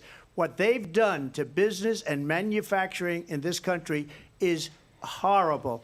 We have nothing because they refuse. You know, Biden doesn't go after people because supposedly China paid him millions of dollars. He's afraid to do it, between him and his son, They get all this money from Ukraine. They get all this money from all of these different countries. And then you wonder, why is he so loyal to this one, that one, Ukraine, China? Why is he? Why did he get $3.5 million from the mayor of Moscow's wife? Why did she pay him $3.5 million? This is a crooked administration, and they're selling our country down the tubes. President Trump, thank you. Thank you. We'll be right back with closing statements from both of our candidates. An historic night, this ABC News presidential debate from Philadelphia. Back in a moment. Yeah, and I mean, it's 3-on-1. It is literally 3-on-1, and I hate, has had the answers earlier. Yes, as well. and I hate to say it, folks, but like every major news network is going to declare Kamala the winner. Trump is. Do you remember the debate Trump did with Biden? Not this year, like the last one he did, where he just came across too aggressive. Whoever's debate prepping him right now did a horrible job. I don't know why he didn't speak on the marginalized community. That was a perfect time to reach across and speak to Americans, and he did 2 sentences and let Kamala. Yes, and here's my question: like, why would they ask? What does this question have to do with being a president? All right, President Trump, you've accused Vice President Kamala of being black, of not being black. Now she's black again. What does that have to do with being the president? And they're saying he's racist. And if you're going to ask that question, why wouldn't you turn and say, Vice President Kamala, can you comment on your relationship with Willie Brown and Montel Williams? Like, I mean, if we're going to open that can of worms, let's open it. But this is not good, folks. It's not good. And if you go on, like Graham and all of y'all, right, when you go on the show, because I won't be on there, we know what is happening. We know that she probably has been hand-fed these lines. She is exactly what she's going to say. She is on point. But when y'all or anyone, I go on to defend it, it'll be, oh, those far righters can't take the fact that he didn't come across well. Like, no matter what you say, she has won, and we'll just come off as more extreme. So it's not good. It's just not good all around. Nothing about this debate so far has been good. But he's not staying on topic. Like, I don't know what he's doing. I have heard Trump speak 1,002 times. I don't know what's happening. Like, he's not answering the question. He keeps repeating himself. Well, he's over our heads. I think what's going on is that he's getting it from all three of them instead of just one-on-one. That's fair. And I think they are attacking him to the point where he feels like he needs to keep repeating himself. The border thing, he brought that up over and over and over again. And inflation over and over and over. I mean, he should have hit her with, why do you flip-flop so much? Why do you, the facts are that you used to be against fracking, but now you're for fracking. On the I don't get it. He is a quarterback that steps up to the line of scrimmage and sees 8 in the box with no protection. About to be blitzed. Yes. Yep. I mean, don't get me wrong, but I love Donald Trump. I do. And no matter what, I'm voting for Donald Trump every day and twice on Sunday. But he should have saw this coming. I'm really confused, actually. I don't know what to say. I'm me either. I'm concerned because she definitely is coming across. Again, if I am just tuning in and I know nothing, then right now I'd be like, okay, she's reaching across lines. She's making sense to me. He seems to be on the defensive. He's bringing out extreme circumstances instead of just kind of staying with, like, this is who we are. I'm for families. I am pro-life. Like, he keeps bringing up things I feel like that may be over people's heads who aren't in this world, and they're not going to understand it. Well, again, let's remember also, even a blind squirrel finds a nut every now and then. I agree. She's doing pretty well in this debate. None of us are disagreeing with that. But when all is said and done, her policies, and I just have faith that her policies and her history and her what her and the Biden administration have done to this country, when you go to vote at the polls, at the voting computers or whatnot, you're gonna be like, no, she did all this to us. We're going a different way this time. I hope so. Yeah, it's unfortunate. He is a dog that's backed into a corner and is coming out striking because he's obviously pissed. Like, you can tell he is livid, which I love the Don, but you should have known it was going to be 3 against 1. I think my problem is, since he's had to go on the defensive, when he goes back to attack, they're saying the things that we are saying about them. She's getting to it first. Yeah, and nobody's going to fact check her. Nobody's going to bring this stuff up. They're just not. Here we go. He just needs to finish strong. Right now, yes, he's got if to. he finishes strong right now with a good message, The time we'll has be come good. for closing statements, and Vice President Harris, we begin with you. So I think you've heard tonight 2 very different visions for our country. One that is focused on the future, and the other that is focused on the past, and an attempt to take us backward. But we're not going back. And I do believe that the American people know we all have so much more in common than what separates us, and we can chart a new way forward.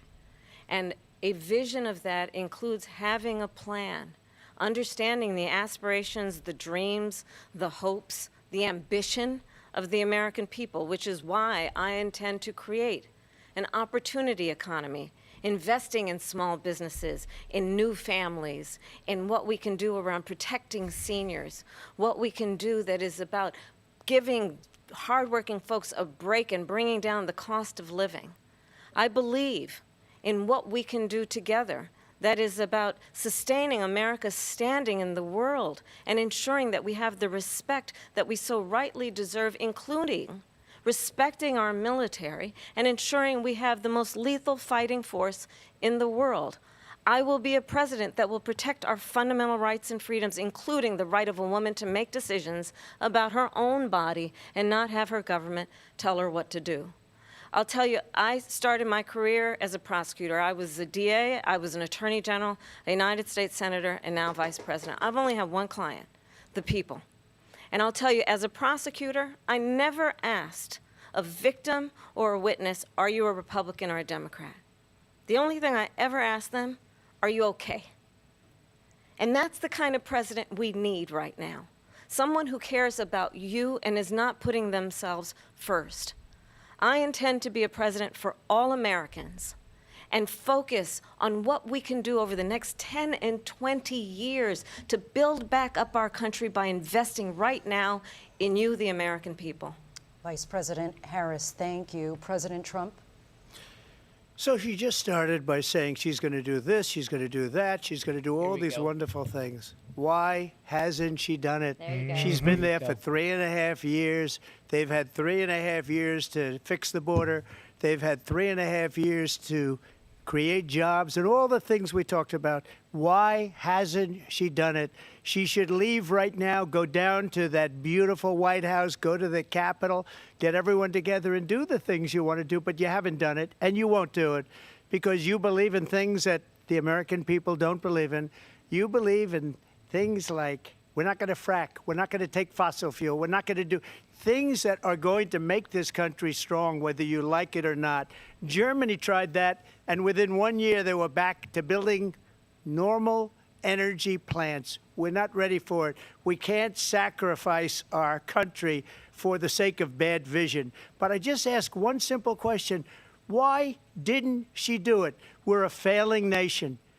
We're a nation that's in serious decline. We're being laughed at all over the world. All over the world, they're laughed. I know the leaders very well. They're coming to see me. They call me. We're laughed at all over the world. They don't understand what happened to us. Are they going to give her a rebuttal? We're not a leader. We don't have any idea what's going on. We have wars going on in the Middle East. We have wars going on with Russia and Ukraine. We're going to end up in a third world war, and it'll be a war like no other because of nuclear weapons, the power of weaponry. I rebuilt our entire military. She gave a lot of it away to the Taliban. She gave it to Afghanistan. What these people have done to our country, and maybe toughest of all, is allowing millions of people to come into our country. Many of them are criminals, and they're destroying our country.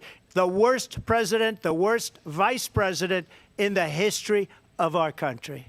President Trump, thank you. And that is our ABC News There we go. presidential Okay, debate from good. I don't here like in it. Philadelphia. I think he I- didn't reach I- across the line. I agree, And I'm Alyssa. David Muir. Thank you for watching here I in the US. agree. He focused on the past still. He didn't say what he was going to do. He didn't say he was excited moving forward. Like, I just didn't Man. like it.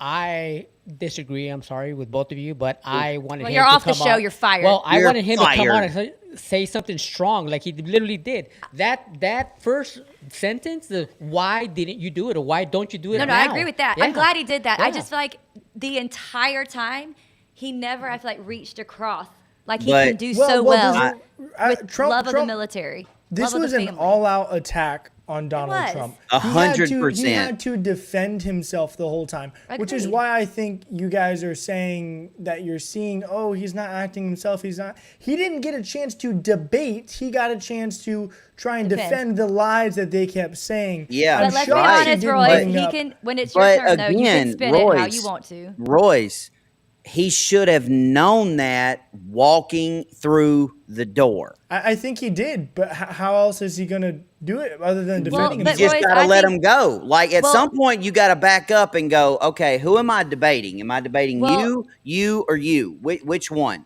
And I then don't even just think sit He was there. on the world stage. He had to make sure he brought the facts. And when they're spitting lies about him to him, I agree he needs to give the facts. And he did call Kamala out quite a bit, which I don't think was bad.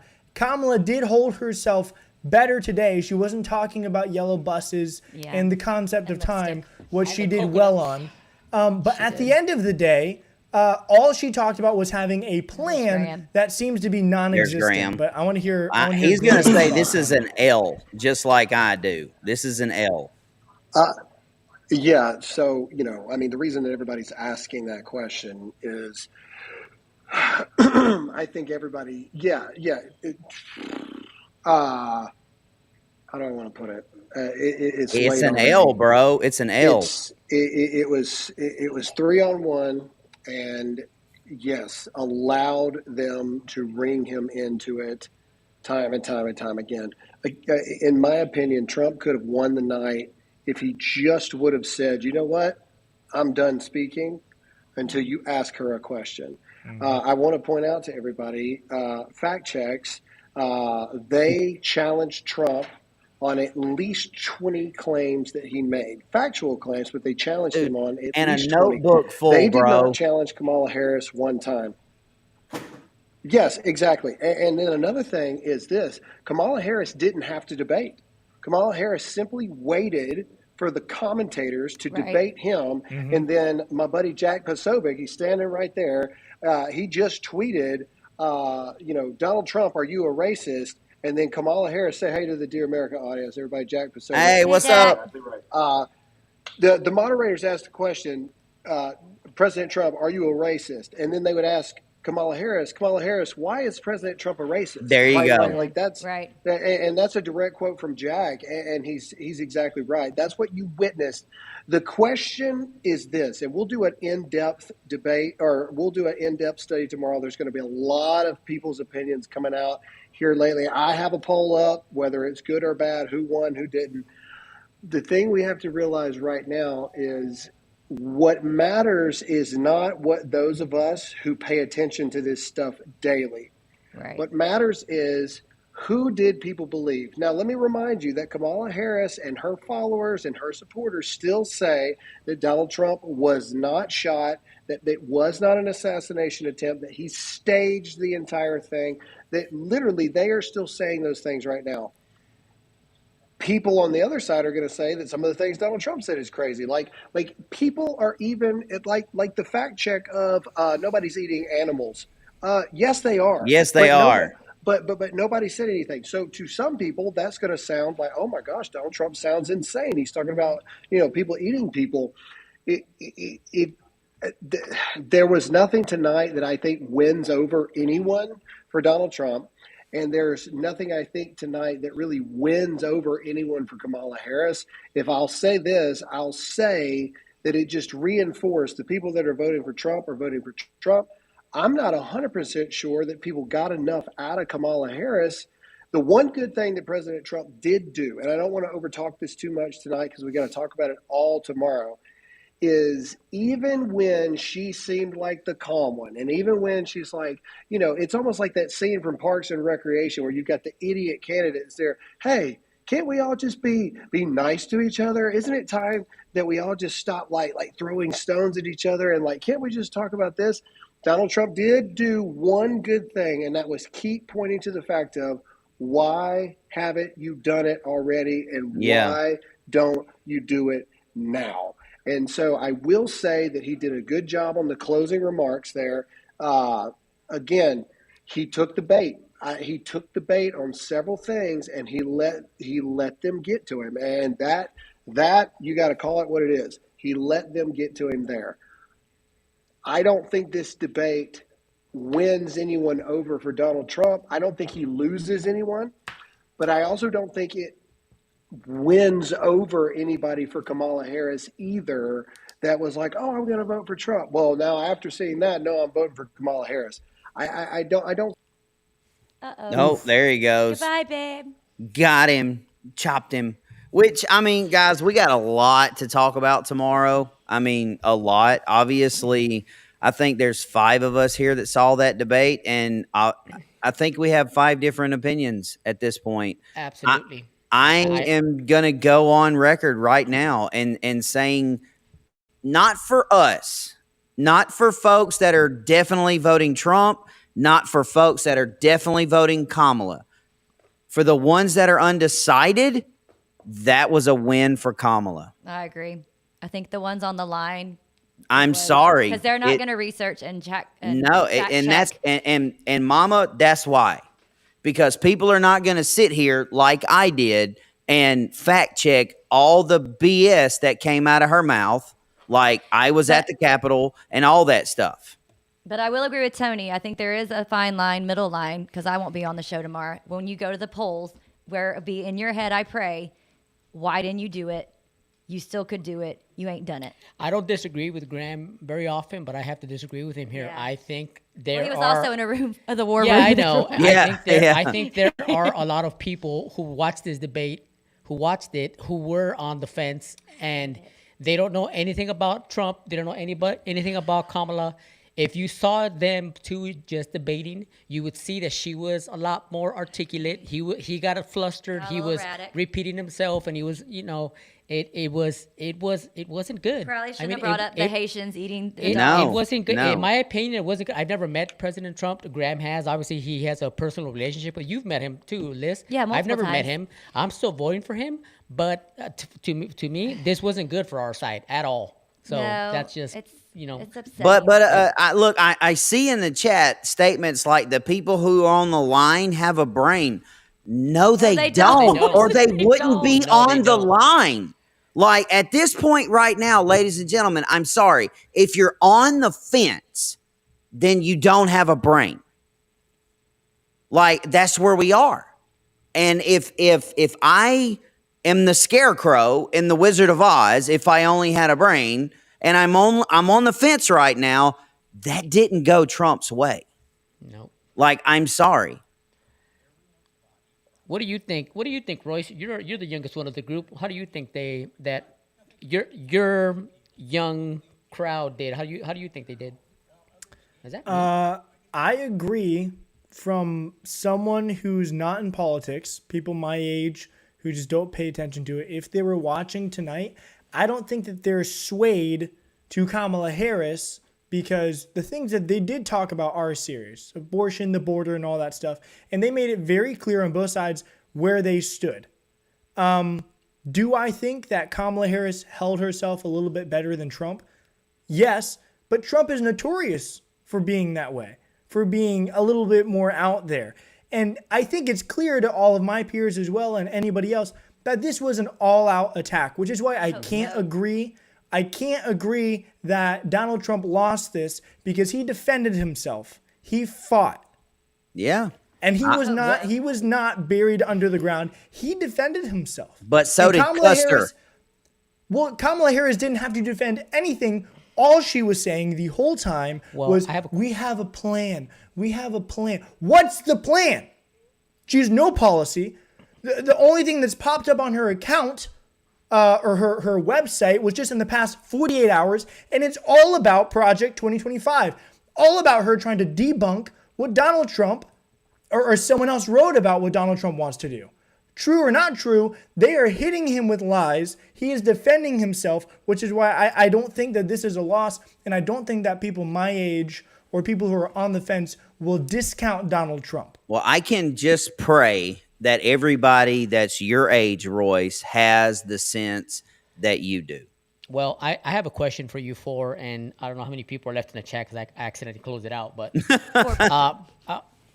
I was listening to a news radio talk show host today, and he said that he was expecting Kamala to do better than what everybody was expecting her to do, and I agreed with him. But he was also saying you have to let Trump be Trump.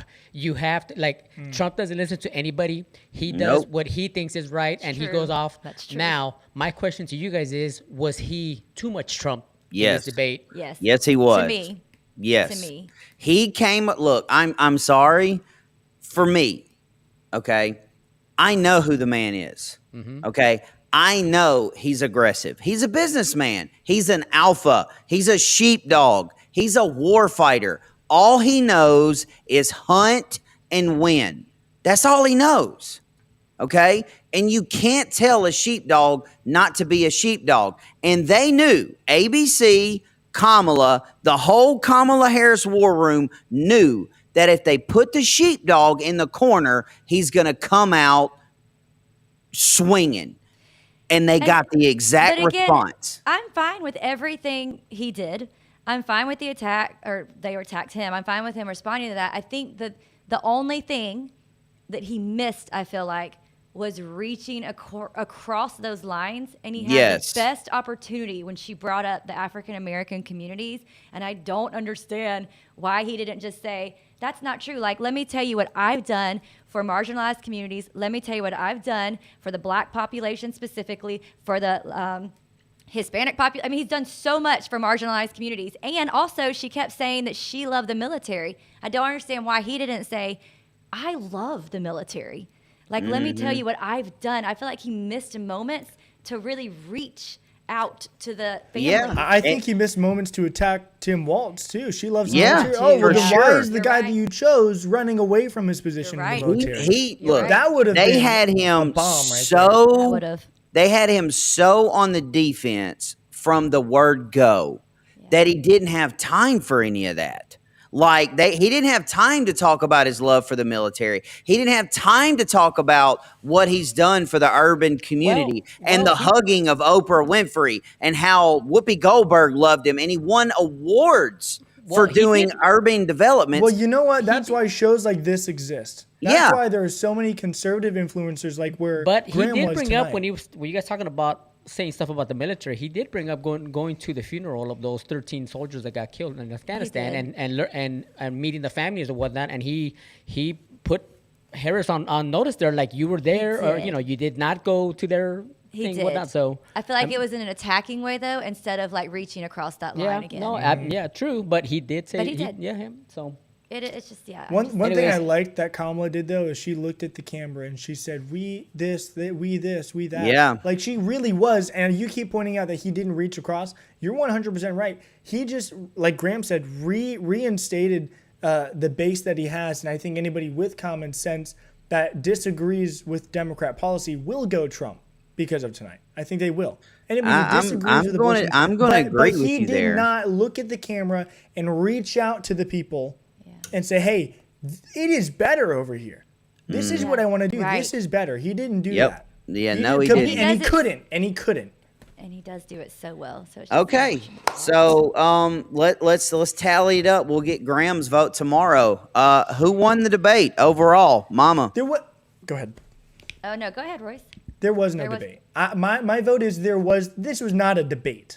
This was an attack on Trump. Kamala did not face any hard questions. Yeah, I don't disagree. I'll go Okay. with Royce. Ditto. All right, Tony. Take the easy road. Nope, I'm gonna disagree with you. I'm gonna disagree with you guys. You call it a debate, call it an attack, whatever it was. If this was a fight, she would have won. She would have. Yeah, You're she right. would've Thank won. you. If it I was agree. a fight match, if it was a back alley match, she wiped the floor. She with her. won. I mean, it really would've Like, won. I'm sorry, folks. Look, I'm not voting for her, and there's nobody in this chat right now. There's nobody on this screen that dislikes this woman as much as I do. I promise you. Yeah, me too. But I can't stand her. But Trump should have known better. She was better prepped. She baited him. The moderators baited him. He took the bait. He took the bait. Yeah. Just like he did in the earlier debate with Biden in 2020, where he looked like a psychopath. He took the bait, and she took it from him. What that does for the election, I don't know. All I can do is pray that Royce is right, and that people have common sense to say she sucks. That's all I can hope for. At this All I point. know is that I'm gonna go home and I am gonna pray for for just calmness, because this debate got me y'all, kinda there riled are up, man. about 17 words in the English language that I cannot use right now. Yep.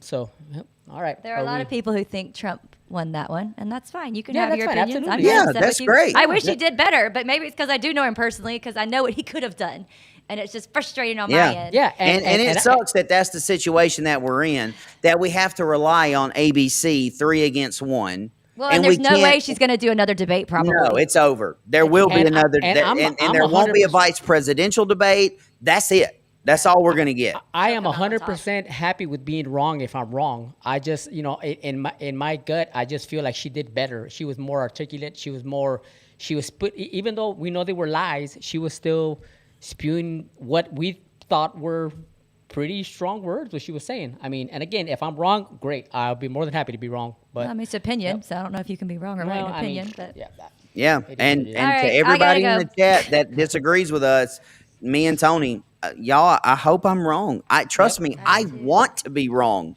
I want to be wrong. But that's it. We're at 2 hours and 31 minutes, and it is way past my bedtime. Yeah, no kidding. Mama, tell everybody good night. good night, y'all. Tony? God's got it. Don't stress. good night, it's everybody. gonna We'll be okay. see you Royce? guys in Good night, everybody. We'll see All you right. in the morning. Yes. All right, guys. This is Hot Seat Todd speaking for Graham, reminding you to stay awake, not woke, trusting God, especially now, not the government. And as always, stay free.